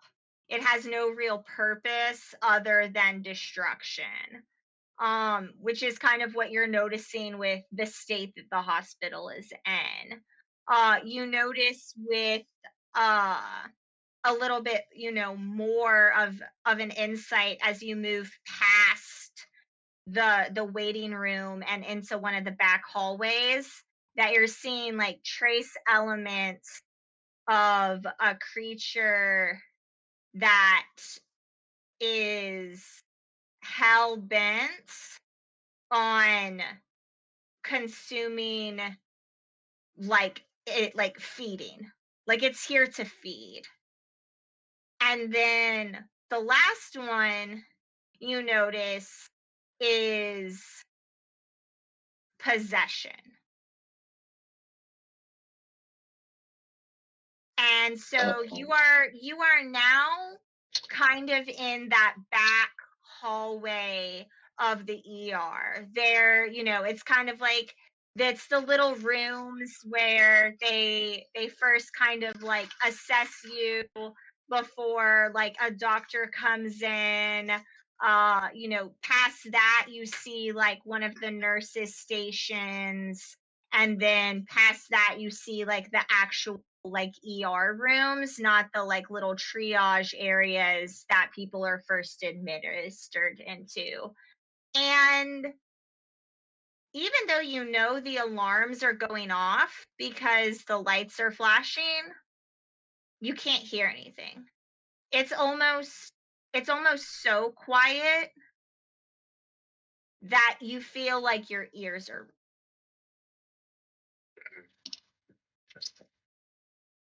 Okay.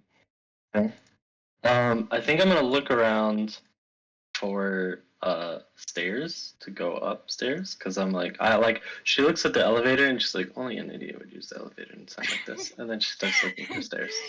Yeah. So yeah, you go ahead and you head off towards past the nurse's station, down another hallway, towards a stairwell, and go ahead and just like act under pressure for me as you approach the stairwell. Miss Morgan. Here comes Bubba.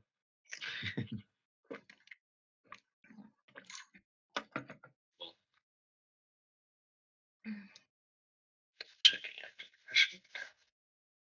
9. A 9. Fantastic. As you reach for the door handle, as you reach for the door, you hear 2 dogs barking and you hear a voice call out, "V, Tops, stop it!" And just as you turn around, I guess, do you want a worse outcome, a hard choice, price to pay?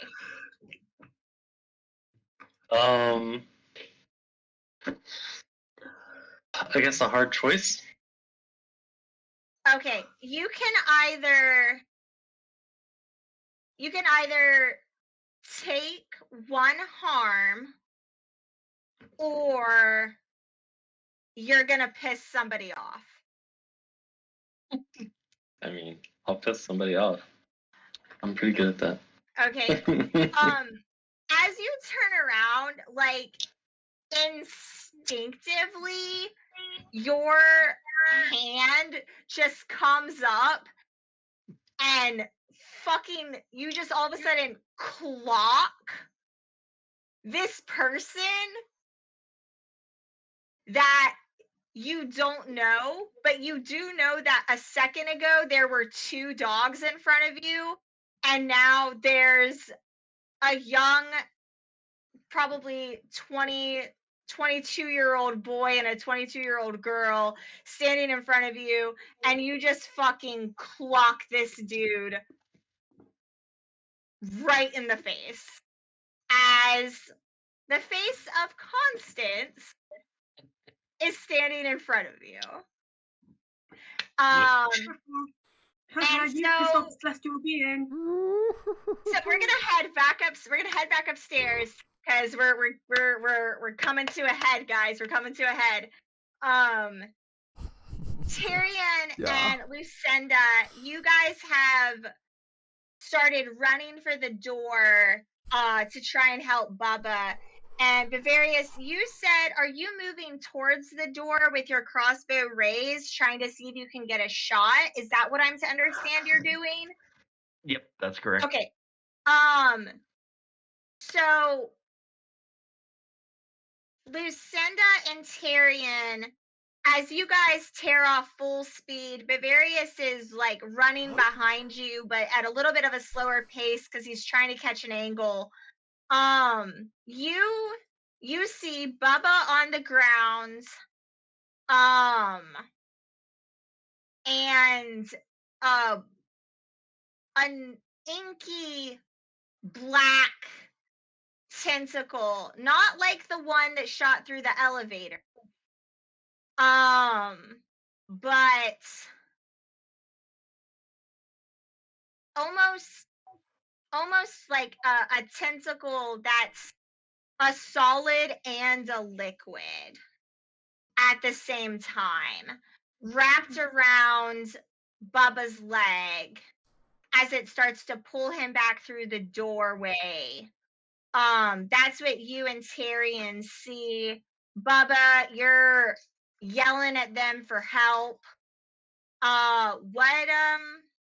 What do Lucinda and Tyrion, what do you guys do as you're gonna reach Bubba first? We know for sure this is a creature that's not friendly, right? I mean, it has taken your friend down to the ground and is dragging him down a stairwell. It's safe to assume. Okay, so because I Tyrion. have, well, how far? Like, since I'm bolted it, let's say, how far am I away from Bubba when he's getting pulled down? I mean, you're probably about 10, 15 feet. Lucinda, what were you gonna say to Tyrion? I was gonna shout to Tyrion, try and grab Bubba while I try and grab take whatever the fuck is on his legs off of him. Okay, yeah, we can. Yeah. Actually, Lucinda, that's a better idea than what I was gonna think, because I might have ended up hurting Bubba with my idea. I was gonna say Fantastic. because I can get in closer because I've got close range attacks. So if you try and grab Bubba and pull him back, I can actually use my claws or even my tail to try and maybe slice through this like quite fast so that the liquid doesn't have time to form back into the solidy thing. That's awesome. Should we really explain this whole thing while we're running down this hallway? Yes, let's fucking do it. Beautiful. So yeah, we do what Lucinda says. Okay, so Tyrion, you're gonna act under pressure to grab cool. to grab Bubba, or actually, Oh, you can either act under pressure or you can protect someone. well then, if that's the case, then protect Bubba. Okay. Because like, if I grab him, I'm protecting him at that point. Am I correct? Well, actually, you know what? You're gonna act under pressure first Got it. to see if you can even get your hands on him. And Lucinda, Let me get my hands you're on you. Lucinda, you're going to you're gonna roll to kick some ass, because my guess is you're trying to attack whatever this thing is. All right, so Yes, I'll I'm go gonna try and use pressure my first. claws Oh to no! attack it. Yeah, on my camera. Did it die? Oh shit! Oh well. Uh-oh. My dice view camera died on me. I need to get got the 9. actual plug-in for this camera so I can leave it on the whole time. All right. I got I got a 9. You said plus Okay. cool, right? Under pressure. Yes. I got a 7. Okay. All right. So, Kick's math is tough, isn't it? Yeah. yes. Yes, a 9. Okay. So, Tyrion, I can give you a worse outcome, a hard choice, or a price to pay.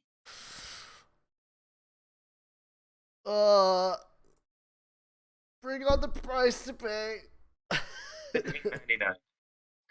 And Lucinda, you got a 9. Yes. And you said your harm that you inflict is how much? Them are close, so 2 harm. 2. Okay. All right. So with a success on this, Lucinda, you are also going to take harm. Go ahead. I'm gonna tell you how this plays out. You're taking 2 harm, but you're actually taking 1 harm because of your move. So go ahead Question. and mark that for me. Yes. Does my immortal count towards that as well? No, that's counting your immortal. Right. Brilliant. Thank you. Yeah. Tyrion, Yes. how are you wanting to get a hold of Bubba? Well, if he's getting dragged, I'm guessing he's getting dragged like this, like. He's getting dragged by his leg. So yeah, his So, arms like, out yeah, here. So yeah. I jump, and I'll dive, and I grab both of his hands like this, like bam. I'm like, I'm not gonna let you go, Bubba. No matter what, I have you. And then so yeah, and that's what's gonna happen. Bubba, Tyrion grabs your arms and starts pulling you forward. Bubba, do you want to try and do anything to help Tyrion before I make a roll? Well, I do have 1 free foot, right? You do have 1 free foot. Well, as I grab his hands, I can put my other foot down and try to push against the ground to keep from sliding anymore. Yeah, so why don't you just go ahead and also act under pressure for me?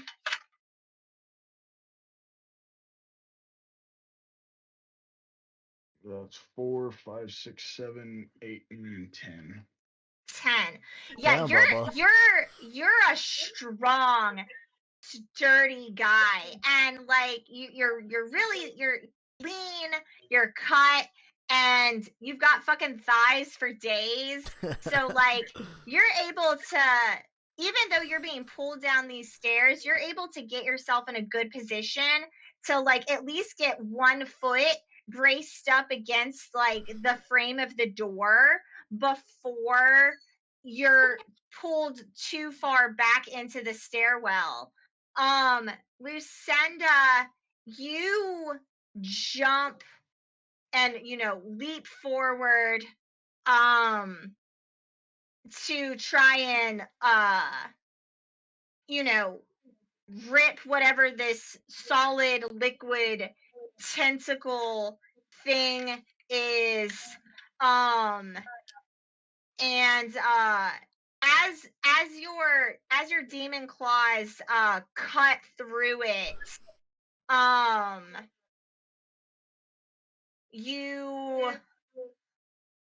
you notice that like you do pass through it like liquid, but as you're like passing through it, you do notice that like a red form of blood or viscera is coming off of it, but it still hasn't fully relinquished its hold. Um.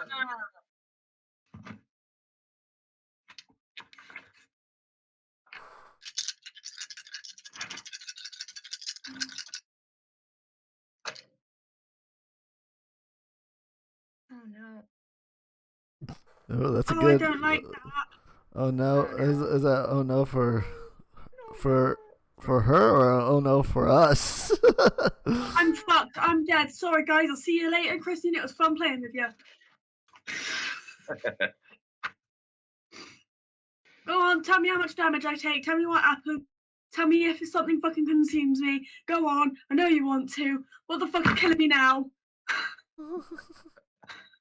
No, I think Bubba's in trouble. Tyrion. Ah! Yes. What? You lock arms with Bubba Alright, you got it. Oh my and God. start to pull him back as Lucinda is cutting through this tentacle. Bubba, you are pushing with all of your might as to try and get away from it. And between Lucinda clawing at this thing, Bubba, you pushing, and Tyrion, you pulling Bubba, the hold on this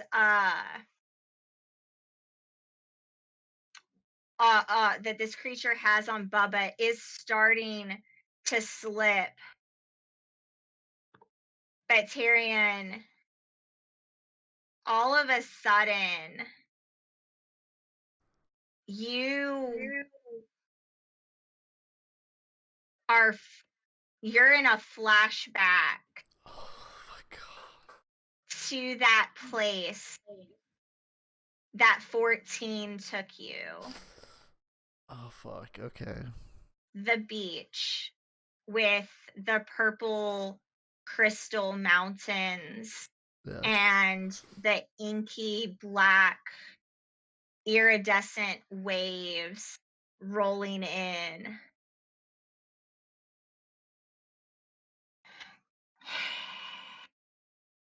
What happens? What body part do I lose?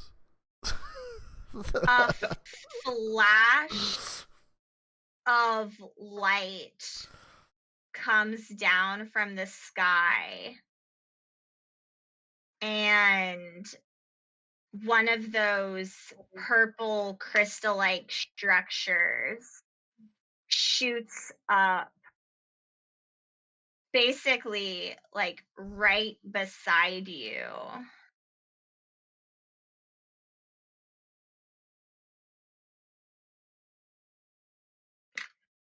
I need you to give me Oh God. a d20 roll. And I'm calling this a box of doom roll, okay? What? Give me a d20 box of doom roll right now. Fuck See you. you later, Tyrion. I know, right? I guess I'll just get like fucking. Oh, you can't even see it. Oh well. We're gonna roll at the Sorry. same time. Go. Oh, okay. That was not a good angle. 3, 2, 1, go. 16. Tyrion. But I just want to be honest and open because you said we would roll at the same time. I already rolled it before that, and I picked it back up to roll it again when you said roll at the same time. I didn't know. So Okay, so is it a 16 or do we need to re-roll? I don't know what you want to do because like I already technically. So you're like, I start to roll, and you're like, we need to roll at the same time. So I picked it back up, and it was a 6 at the first time. Okay, And then I threw it down when you said at the same like and go, and I threw it down again. I'm gonna let your 16 ride. Oh, thank God! I'm sorry. I didn't know we had to do it at the same time, but next time I'll know. No. But I'm gonna re-roll mine. Oh, okay, that's fair. That's fair. That's fair. Gets a second chance of trying to kill you. She's taking off the glasses. She's taking off the glasses. What the? What is happening? She's putting them Tyrion. back. Tyrion, this crystalline structure shoots up in front of you. Yeah. And as it shoots up in front of you, you instinctively, in this flashback, throw your blade up to deflect it. Okay. And you do, but God damn it. the crystalline structure shatters. And you feel this weird sense of warmth and love and power shoot through your body, but also an extreme amount of pain as one of these purple crystalline shards rips through your fucking eye. The one with the scar already. Is it that one? The one with the scar my right already. Oh fuck. Oh As you- fuck. Okay, go ahead. As you come back, as you come to sheer force of love and friendship and camaraderie and sense of purpose fills you as you yank Bubba out of the clutches. But as you're doing so, the vision in your eye goes red as you see that your eye is bleeding. I need you to, here's the thing, you only have one harm, but I still need you to mark that you're unstable with one harm. Okay. Um, Question. Yeah. I have resilience, so does that do anything during this or no? No. Because I do one harm less. No. Okay. You already had one harm marked. You're not taking any additional harm. Okay. You're just unstable. Got it. Oh, I'm unstable. Got it. Oh. You have one harm, but for some reason, i.e. a nat 20, This is fucking. yeah. Okay. you're unstable. Oh well, great. Which means Guys, that I need to go to the hospital. which means that Run. which means that you're gonna have to address that, and you're going to start accumulating harm. Fuck. Okay. Bubba, you have been ripped from the clutches of death itself.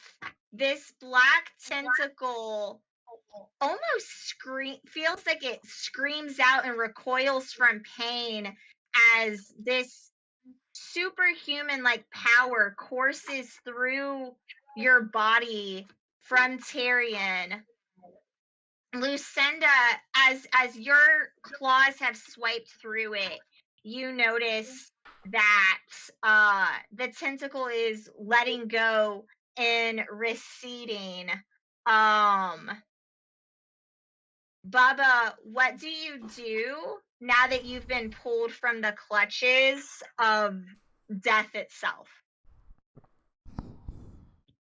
Oh, I get up and take a step back and look at Tyrion and tell him thank you, and then try to help him get like his eye under control, like try to find like a patch or something, and then An eye patch. like a pad or something to. We'll Bavarius, what are you gonna do as you see this unfolding?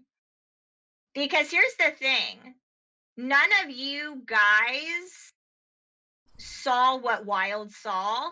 The next thing you know, his eye is just bleeding. Well, Bubba has turned around to help him, so I'm gonna aim my crossbow up the stairs just in Okay. case something comes down. Gotcha. Lucinda.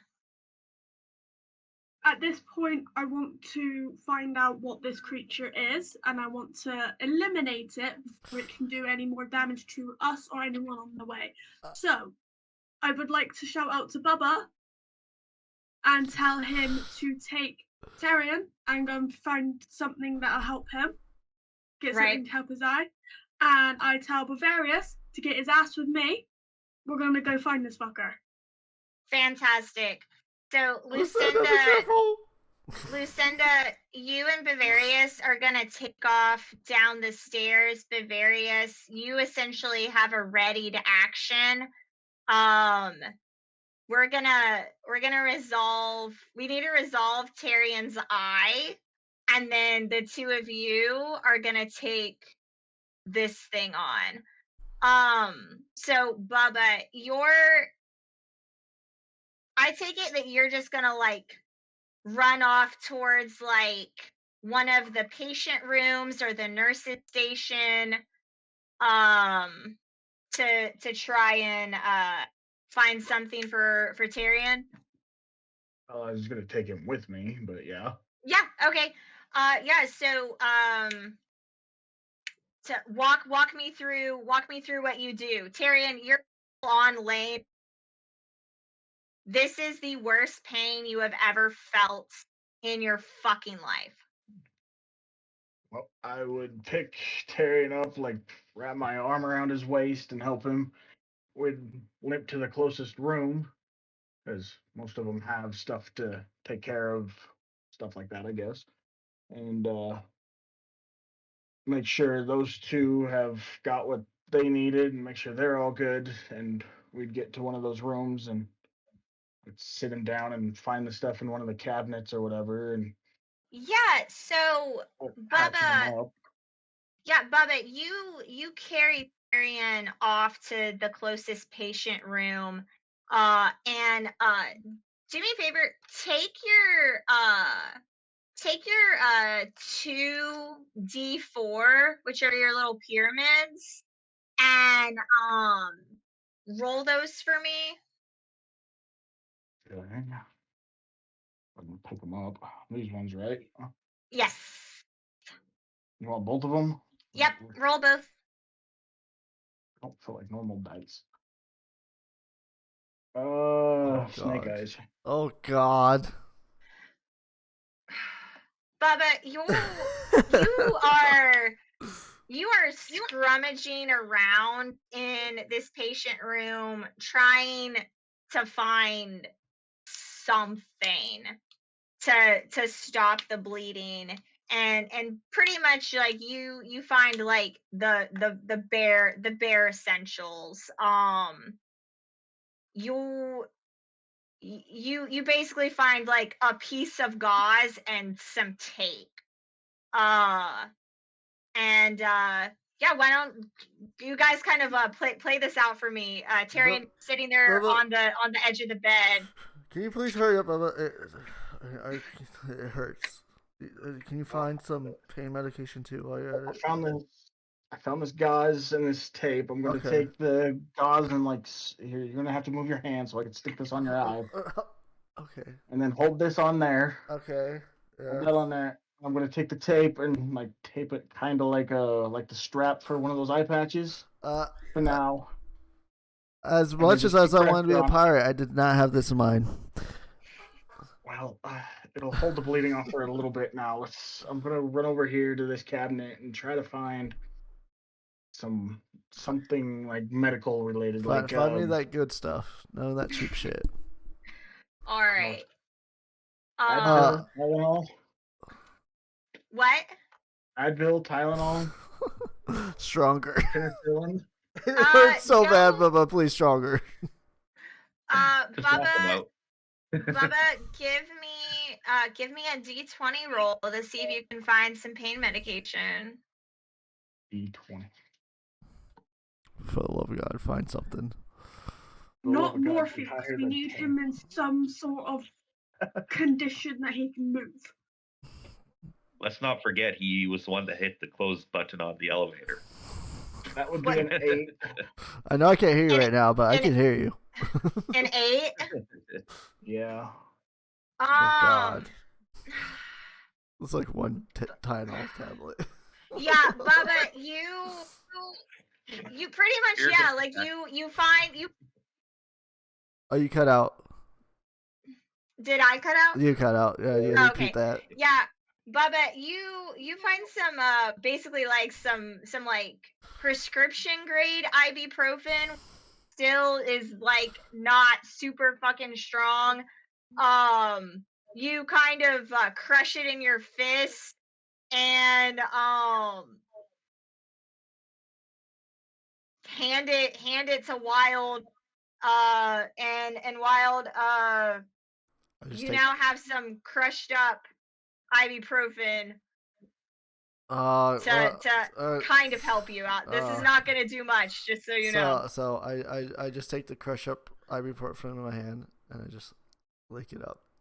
Just oh my God. Just Well, there lick is it. a sink usually in those. You could go drink from the tap. Too much work. Let's lick it up. Just lick it up. And You crush it up. so that it activates faster. Ah, for sure that makes And- sense. I can snort Alright. it. You already No. you already licked it. I know. All Yeah. right. Bavarius and Lulu, you guys take off after essentially this liquidy black tentacle. And it's moving pretty fast. You guys are going down several flights of stairs.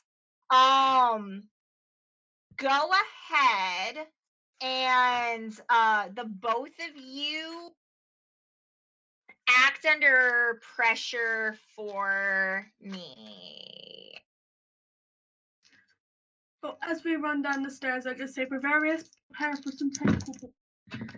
Oh Sounds like fun God. to me, my friend. Act under pressure. 11? Cool. Yeah, That's a 11. 7 for Oh. me. 6 plus 1. Sorry, My how brain much? didn't work. Never mind. 6 for me. I forgot. Minus 1 to 6? act under pressure. Oh no. All right, and Lucinda, you got an 11? Yeah, I got 6 plus 5, so 11. Okay, fantastic. brain's Cinder, not you fell working. on me earlier. Now I'm gonna fall on you. You guys You pull on me are and I'm gonna kill you. all right. Oh.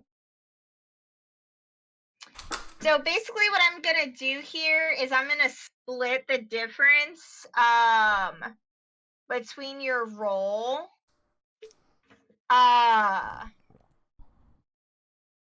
Well, Lucinda, you got a complete success. So, Lucinda, you're able to pretty much keep up with this thing to the point where you're almost on top of it, where you could potentially get another hit in. Bavarius,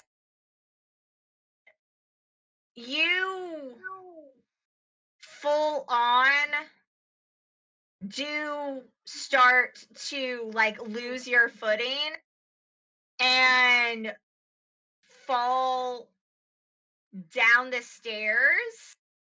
Can I But act under pressure to try and catch myself? Lucinda, with your demon strength and speed, you are really far ahead of Bavarius, and so you don't realize that he has quite literally fallen behind you. So I'm gonna be starting to take this thing off on my own, basically. Morgan.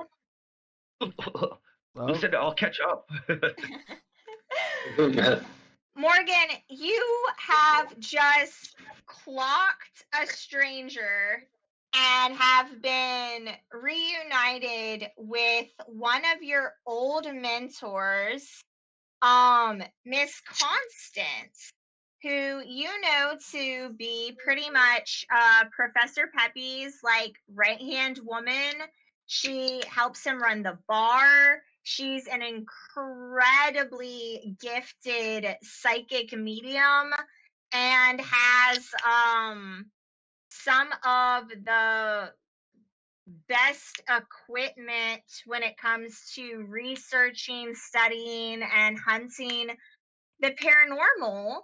And you have just punched someone that a few seconds ago was a dog and is now a person. As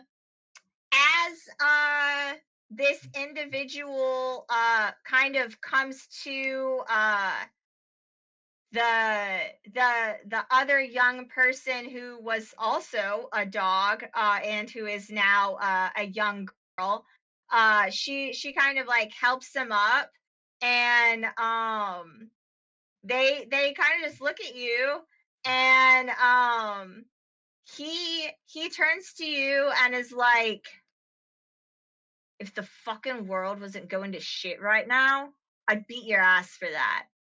And Constance is like, yeah, we really don't have time to sort this out.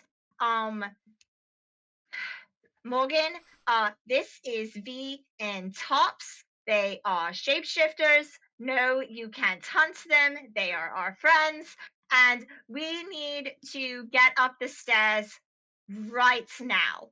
And without giving you really a chance to process any of that insanity that came out of their mouths, Yeah. she has pushed past you, opened the door to the stairs.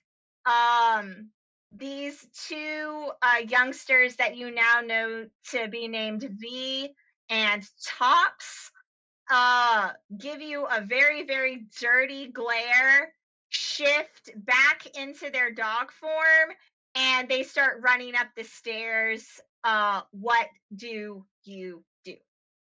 All right. She just kind of shrug and she's like, all right, and kind of follow them upstairs. Meanwhile, she's going to kind of break down what she discovered earlier from like when she was casting her spells. So she's gonna be like, I don't know what you guys know, but from what I could figure out, there appear to be like maybe 5 or 6 of these creatures, corrupted creatures from the ethereal realm. Do you know what's going on here? As you are trying to keep up with them and share the intel that you have divined before entering the hospital, Constance is like, yeah. We were able to immobilize Slice and Bagz up on the 8th floor. Don't know where they are now. We got separated from the rest of our party. We made it down here so as to hopefully either try and find some help or find a way to get everyone out of here. We were able to take out we were able to take out 2 creatures. So that means there's realistically possibly 3 left.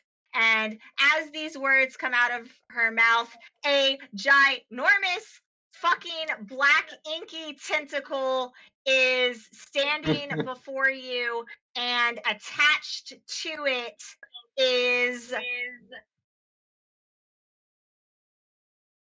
for more or less a better word, you know those cats that look like Sphinx? Like those Sphinx cats, like the like hairless cats. Yeah. Basically an inky black 8-foot tall, standing on its back legs, cat with a tentacle like black inky tail is standing in front of you. Its tail is up the stairs, but is currently slithering its way down as you see, trailing behind it, chasing after it, is a black and gray demon coming after it. What do you guys do? Hey. Shit. I'm gonna be like, is the demon one of them? She gets ready to like attack the demon, basically. Just as you are like trying to pull your shotgun off of your back, Constance like grabs it and is like, "She's with us. Don't go there." You just made friends with all the monsters now, didn't you? She shrugs. Morgan, we really don't have time to get into ethics and your manifesto. Kill that black motherfucking cat. Lucinda. Okay. I would like to say that I can overhear the fucker, right? And I was like, bitch, if you even try, you'll be 6 foot under in 2 fucking seconds. Now help me defeat this fucker. All right. There's a 9-foot cat in front of us. Shut the fuck up and kill it now. Constance, you have no idea what I've been through. I've just defeated a fucking black bear, right? And fucking thorns coming out of it. I've got fucking, I don't know where the fuck Bavarius has gone. Tyrion's upstairs with Bubba fucking bleeding his eyes out. I'll kill this fucker when I kill this fucker. Hang on. Oh my god. So as all of you all are screaming at each other, this black tentacle cat creature is kind of caught off guard and just kind of is like standing there like trying to figure out which group of people to go to. Bavarius, you have rolled down a couple of flights of stairs. I need you to mark 2 harm. That brings me to unstable. Oh, you're unstable. Oh, we have 2 unstable people. Yay! Well, Unstable's the technically 3 if Lucinda comes out of her demon form. I don't think I will right now. I'm a bit pissed off. Fuel to the fire, baby. Fuel to the fire. Bavarius, you have rolled down the stairs, and as you stop rolling, you can definitely tell that you probably have a broken rib, something. You're unstable, but you are probably gonna be okay.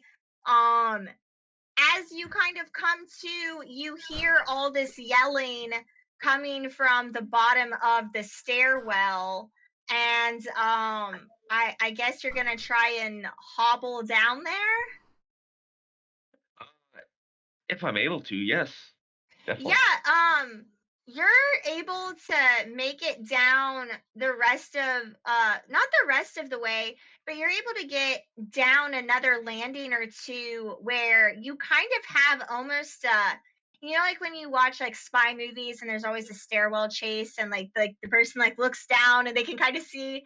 That's kind of like your vantage point. Is like you're able to like look over this railing and see the like final landing and kind of see this chaos unfolding.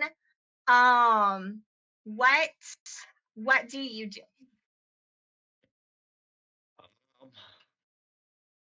I'm thinking I'm still gonna try and make my way down as far as I can. Yeah, for sure. You keep pressing on, and I'd say you're maybe you're probably about 4 or 5 steps behind Lucinda at this point.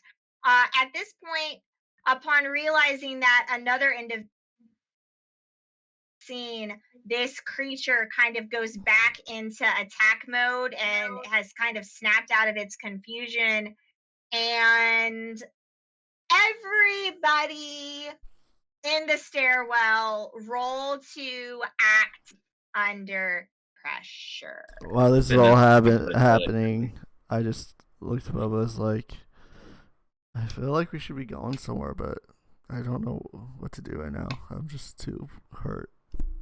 Oh, Snapple. All right. Tyrion is trying to figure out what him and Bubba are gonna do. Lulu, what'd you get? She went to the washroom. Oh, okay. Oh God, you rolled Snake a 2. Oh my Yep, God, Snake Snake Eyes. Eyes for days here. Let's go. Morgan, what did you roll? Morgan got a Apparently my 5. dice are tired. Morgan got a 5. All right, part of the 5 crew. Oh, On the Morgan 5. is officially on team 5. Okay. So really quickly, because we've made a lot of rolls here. Wild, you Yeah. should have 2 experiences marked. 2 Oh. extra experiences marked. So I should have 3 altogether? You should have 3 experience altogether. Okay. I only had 1. Yeah, you should have 3 altogether. Okay. Bubba, you need to mark 1 experience. What about the D20 roll? Does that count towards it? No, anything that's not part of your standard 2d6 rolls does not count. Okay. So the 2d4s and the 2d6 rolls. Only if you rolled your 2d6s do those count. So you have 1 experience. Okay. Let's see. Bavarius. Gave me my second experience. Your second. So yeah. How many experience do you have marked right now? 4 out of 5. Okay, cool. All right. Fantastic. Need to throw one more and I'll be at level 6. Fantastic. Okay, and that's all good there. Already marked Lucinda's. Lucinda, can you roll to act under pressure for me really quickly?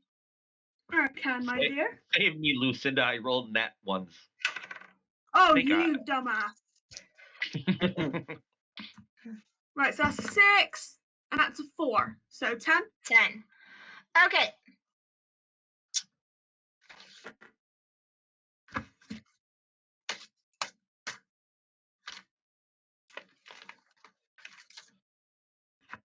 Okay.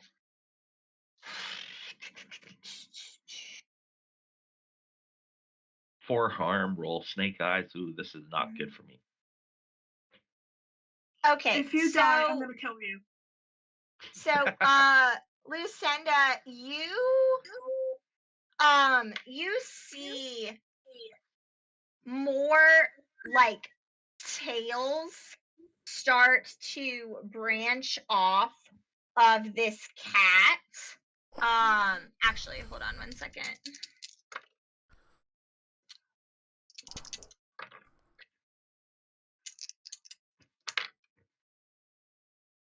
And you and Constance immediately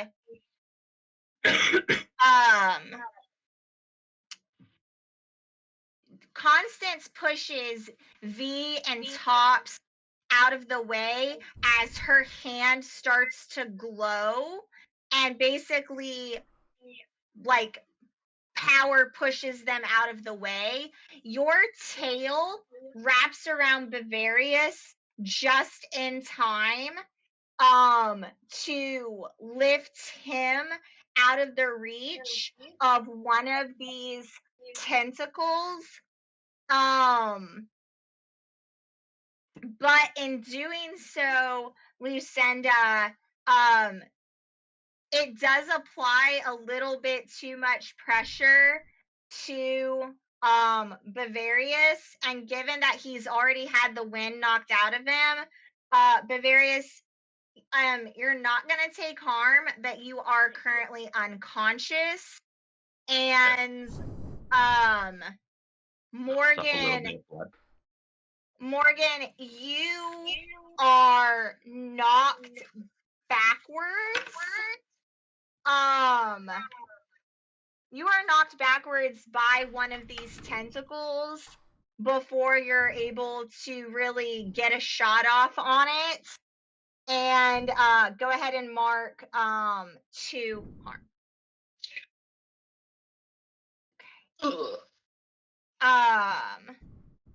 Bubba and Tyrion. Bubba, You it's guys- time to. Oh. No, go. Please do. Bubba, okay. I think I'm good. I can walk. I'm good. I'm gonna bear through the pain. Let's go. We need to go help them out. Oh, we will put my arm back around you, and we can limp down there together. Sounds good. Awesome. Are you guys gonna try and take the elevator, or are you gonna try and go for the stairs? I think we should just go for the stairs because. Wait, what room did we go in? Did we go into like the one right closest to the stairwell, or was it like a couple doors down? You're probably somewhere between the stairwell and like the nurse's station. And the nurse's station is right before you get to the elevators.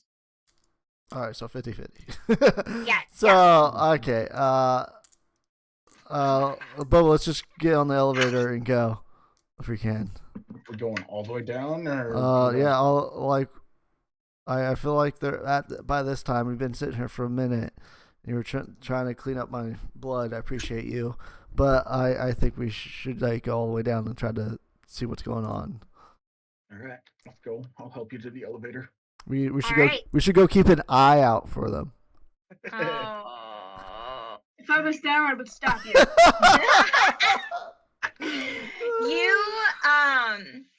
You guys make it to the elevator. The door opens, and also covered in blood, looking like shit, is Yuri, and he looks like fucking hell, but he also looks like he's ready to fuck some shit up.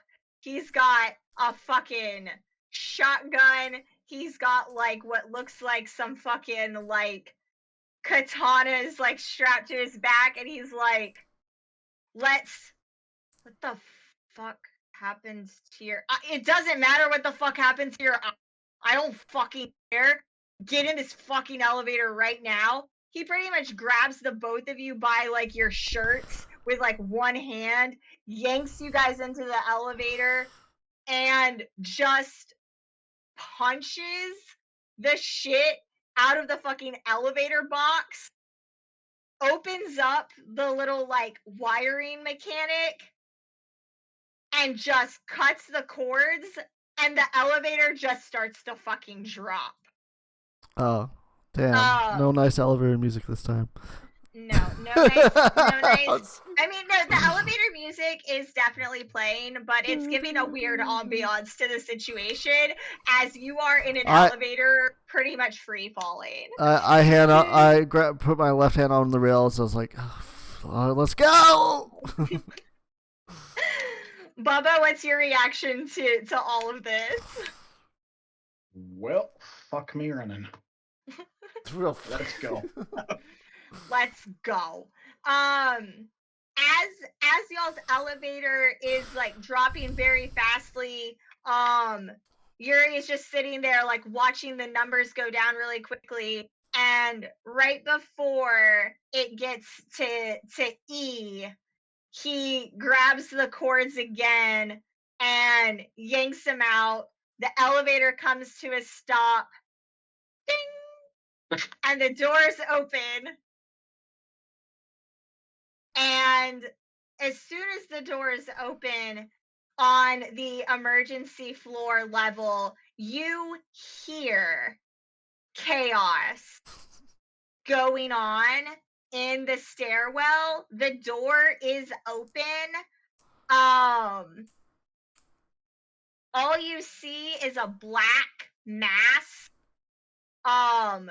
moving around frantically. And before you guys can even decide what you're gonna do, Yuri takes off towards the door and just starts firing off fucking rounds. It is like, oh, fucking kill whatever this motherfucker is. Bubba and Tyrion, I take what off. do you guys do? I take off behind him, but since I have my depth perception still fucked up from this eye, I kind of like bump into the wall of the elevator on the way out, and I still like I'll gain my footing, start running towards him, and then as I'm running, I'll pull out my sword and then like start spinning it. Tyrion, go ahead. But I'm because unstable.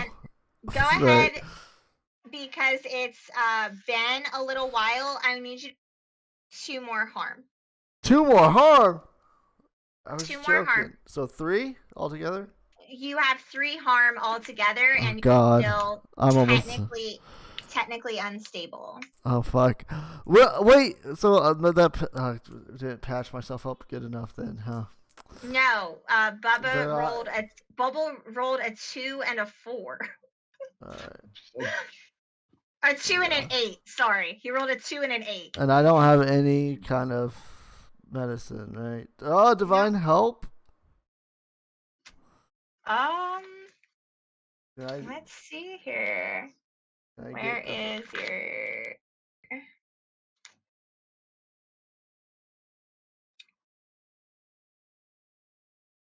Well, technically, actually, Wild, mark one of those harm off. Okay. Because you do have resilient. Okay. So yeah. From where I got hurt the first time, I can take that Right. off basically, but not when I'm unstable. Yeah. Got so it. you're sitting at 2 harm right now instead of 3. Okay. Good. 2 harm, still unstable. Oh God, I don't want to die. I don't want to die. All right. So, Bubba, you see Tyrion stumble out. You've just seen Yuri go flying, guns blazing out of the elevator. Tyrion is stumbling out of the elevator, drawing his blade.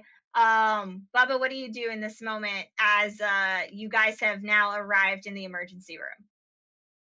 Well, do I have my shotgun or is it in the truck? No, you still have it with you. I'll pull it out and cock it and run after Yuri. All right. So, we are in the stairwell.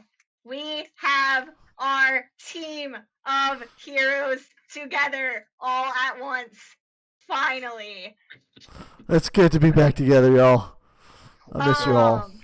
I have yet to be hurt. Let's get hurt with everybody else. God damn. All right. I'm going to make a quick roll. Oh, God.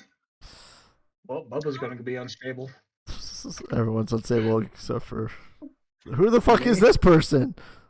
Tyrion. We don't have time for that. Yeah, y'all go ahead. By all means. I just see Morgan. I'm like, who is she? Where does she come from? And I'm like, well, we don't have time for that right now, right? All we need to know is there's a fucking monster and. Okay, we'll introduce ourselves later. Okay. Are you stable enough for this shit? No, not at all. But I'm gonna try because I gotta do what I can. Let's go. I've been put on this earth for a fucking reason, okay? Wild. Yes. You say that. You say I've been put on this earth for a fucking reason. Go ahead and take off one of your harm. What? Oh. What? Tyrion, remove 1 harm. You're down to 1 harm, but you're still unstable. You're still unstable. But yeah. But as you say that, it's coming out of your mouth. but it's the voice of 14. As you say that, and here's the thing, it's 14's voice coming out of you, filling you with this determination. As you speak and 14's voice comes out of your mouth, as you have said that, Yuri has unloaded a shot, but he turns and looks at you, shooting daggers. As he shoots at this monster, a gaping fucking hole erupts in it, but it does kind of come back together, but you can still see that there's a hole inside of it. So like it did damage, the shotgun did damage, but like you can see that like it's gonna keep trying to rebuild itself. So Bubba, you come flying in, also behind Yuri and Tyrion. You've got your shotgun cocked. You hear a strange voice erupt out of Tyrion. And Bubba, what do you do?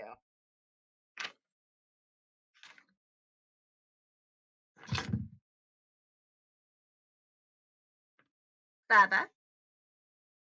No, I was muted. Yeah, what do you do?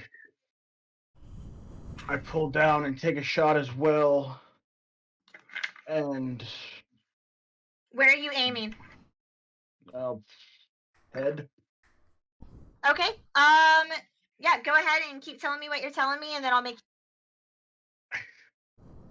I aim for the head, pull a shot, and then look over at Yuri because he stopped shooting.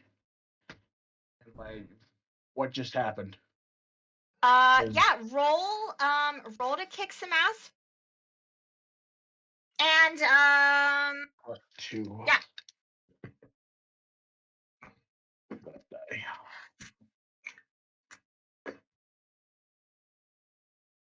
6, 7, 8, 9, 10, 11, and 12.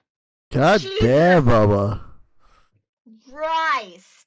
Bubba, you, without skipping a beat, boom, Yuri's shot goes off. Boom, your shot goes off. Right through the head. And again, it opens up this big hole in this tentacle, inky black creature's head. But it kind of closes back a little bit, but the hole is much bigger than the one that Yuri shot through like its stomach, and it's definitely bigger than like the claw marks that Lucinda ripped through its tail. Tyrion, you said you were getting your blade ready to swing. Actually, hold on. Okay. Bubba, you can do one thing here. You can either gain the advantage, you take +1 on your next roll, or you can give another player +1. You can inflict terrible harm, you can suffer less harm, or you can force it where you want it. Give another player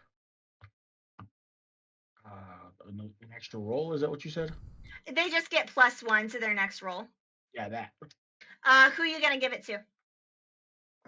Who be needing it the most right now? Let's give it to Tyrion. Awesome. All right. Bubba, as you notice that Yuri has essentially ceased fire, and has like turned his gaze onto Tyrion,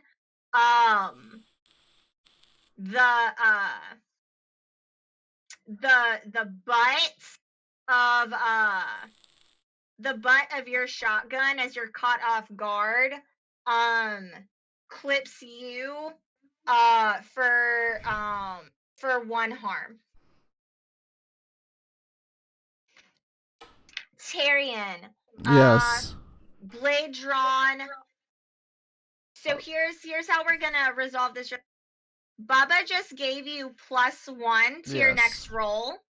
Given that you have a depth perception issue, we're gonna also subtract +1, so you're just gonna roll a flat. We're just gonna roll a flat 2d6. No modifiers to your next roll. What are you doing? Tell me what you're gonna do. I am depth perspective, but I see the big hole in the head, and I'm just sitting there like, what the fuck do I just like? And then I just go like, I just get super fucking angry, and like instead of like using my range this time, I was because I know I can have more.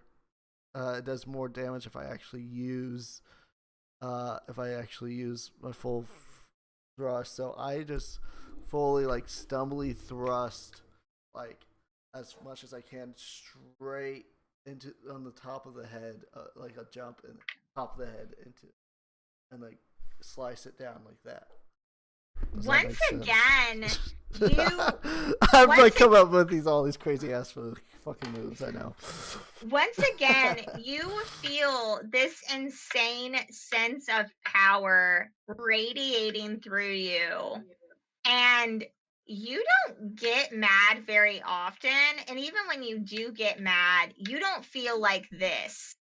You get the sense that this anger isn't even necessarily coming from you, that 14 has kind of taken control at this point.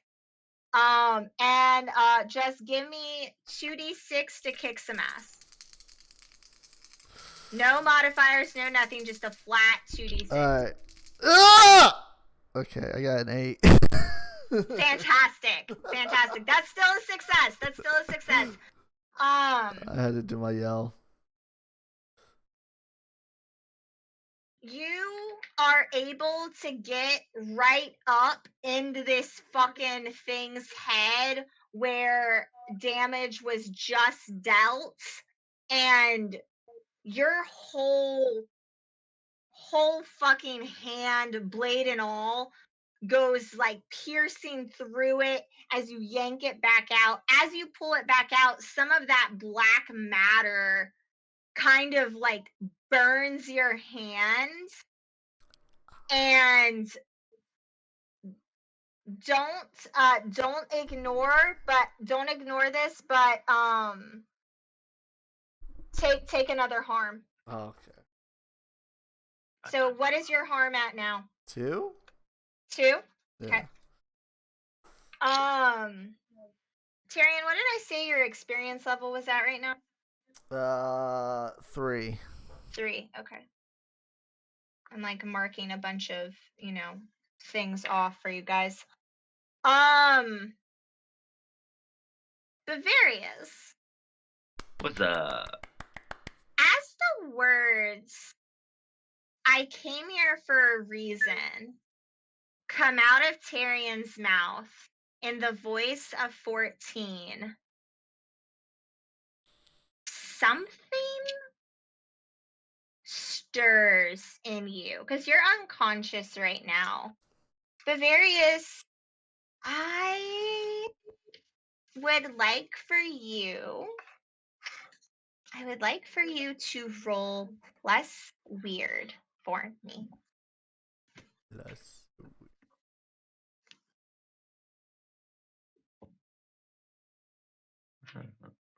6 and a 4 plus weird is +2. That'd be a 12.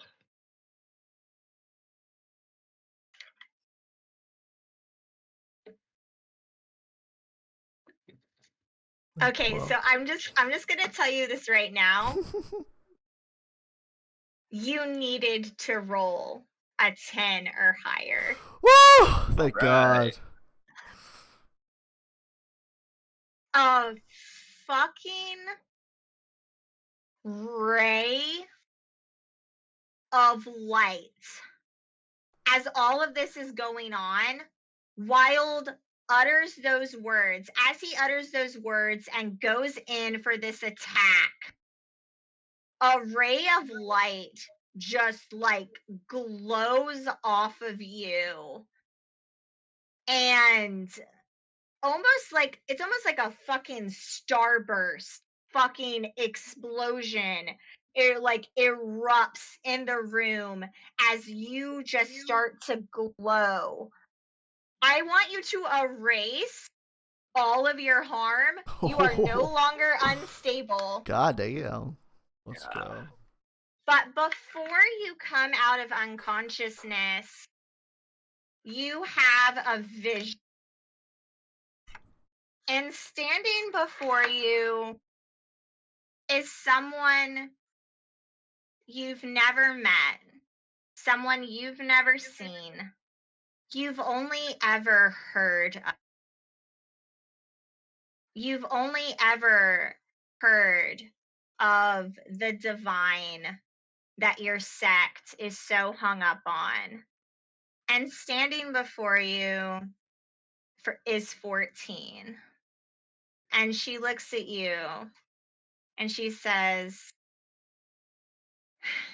"My dear and sweet Bavarius, I know you are troubled. I know you feel betrayed. I know you feel lost. That it should have been you. Your brother failed. You were not chosen. But the chosen stands. He gives power and faith and protection to those who believe in his mission. You have believed all your life that the chosen was brought here for a reason. You may not be chosen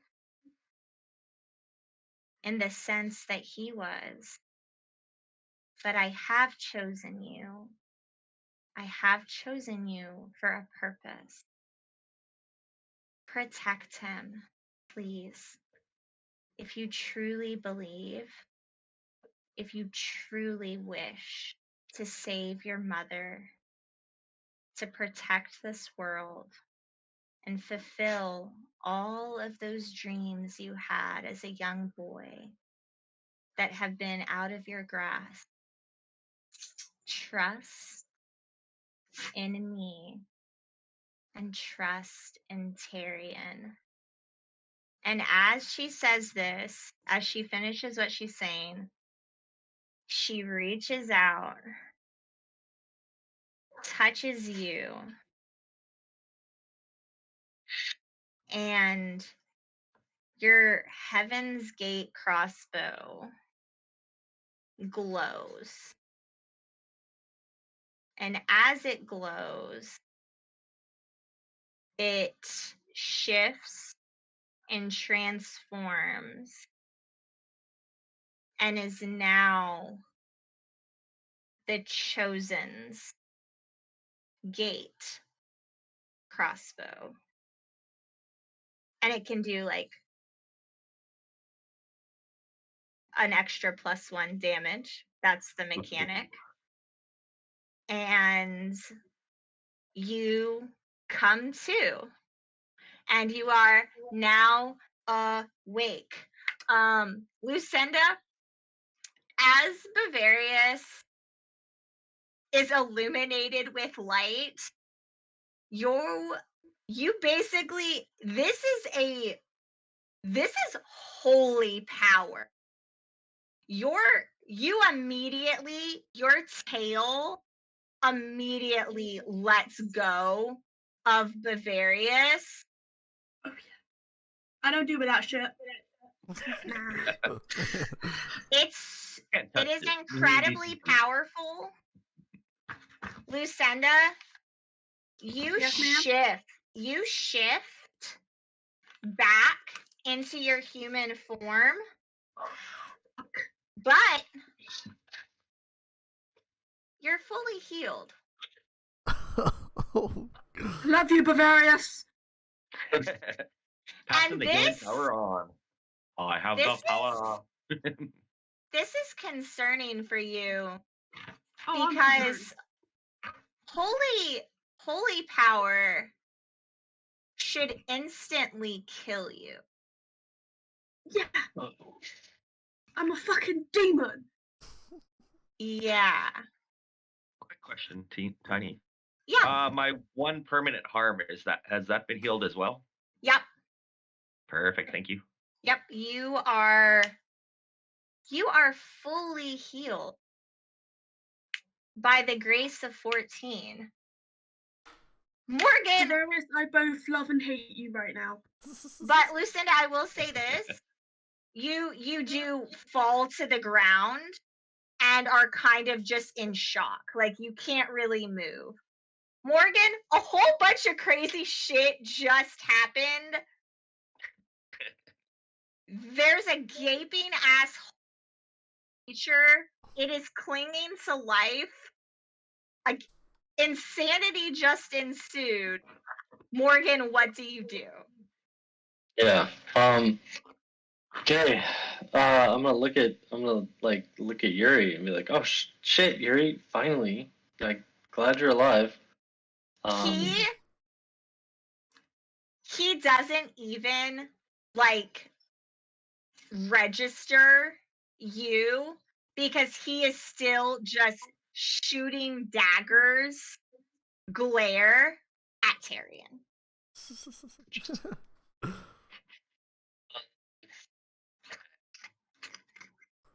Not super great.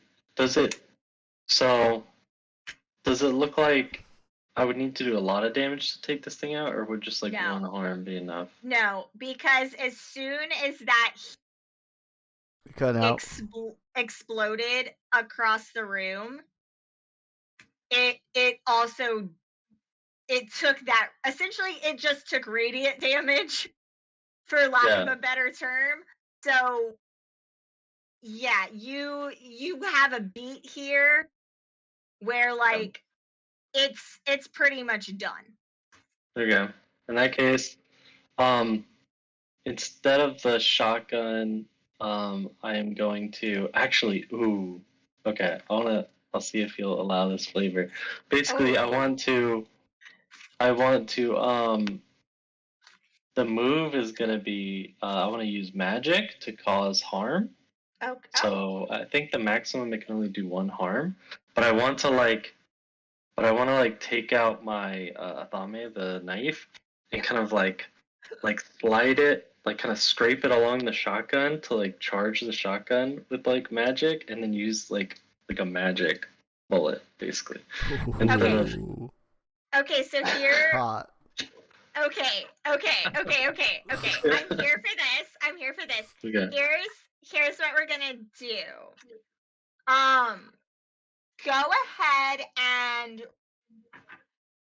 Go ahead and roll your use magic. I'm gonna also roll. Oh, I have to pull out her character sheet. Careful, Morgan. Do too much magic, you might have Tyrion falling for you. Let's be real. Tyrion already has a crush on pretty much everyone. Hey, I'm not denying it. You know, it's not my fault that everyone wants to be with me. Guys, girls, theys, thems. Are you sure about that? I'm pretty sure, Lulu. Yeah, yeah.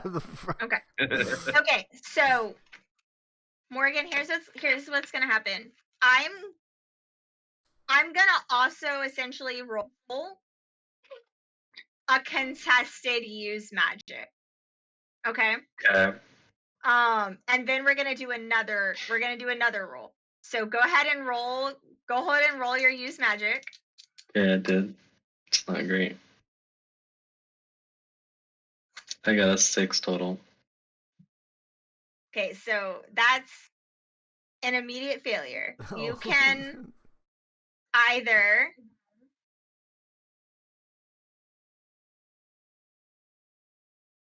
I'm going to give you two choices here.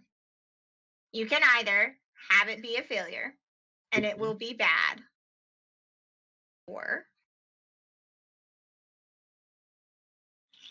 I will let you spend 2 luck points here, and some cool shit will happen. But it's basically, this is gonna go from use magic to big magic. Some big dick. Oh man. I mean, So I that's can't like really that's like a that. mechanic. It's a mechanic. Yeah. It's big magic. I love it. Yeah.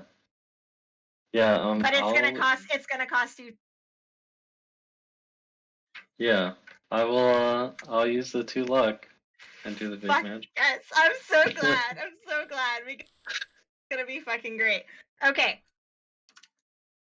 You run your witch, which is still just the funnest thing to say because it's a switchblade, but it was made by a witch. You run your witchblade across the top of your shotgun. The second that blade hits the top of your shotgun, that same radiant whole glow appears, and runes that you've definitely seen before, but you've not spent a lot of time because ancient Egyptian magic is not really, there's not a lot for you to look into. It's very unknown. But that's what seems to appear across the top of the barrel of this shotgun. As you get to the end of the barrel and you pull the trigger,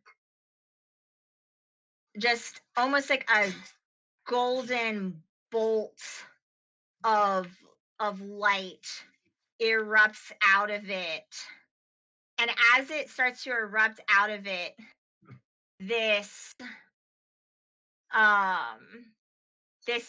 figure also starts to appear, and she's to her full height, which isn't very tall, about 4'10", so tiny, but orange and gold flowing hair, a beautiful green glowing eye,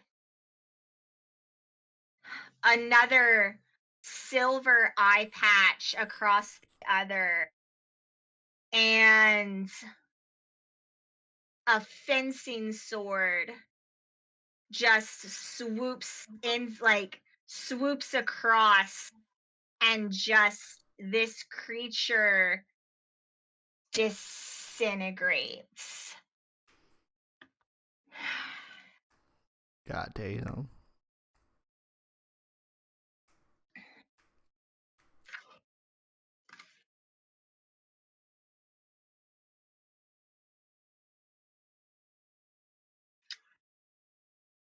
As this creature disintegrates, that same almost painful silence fills the room.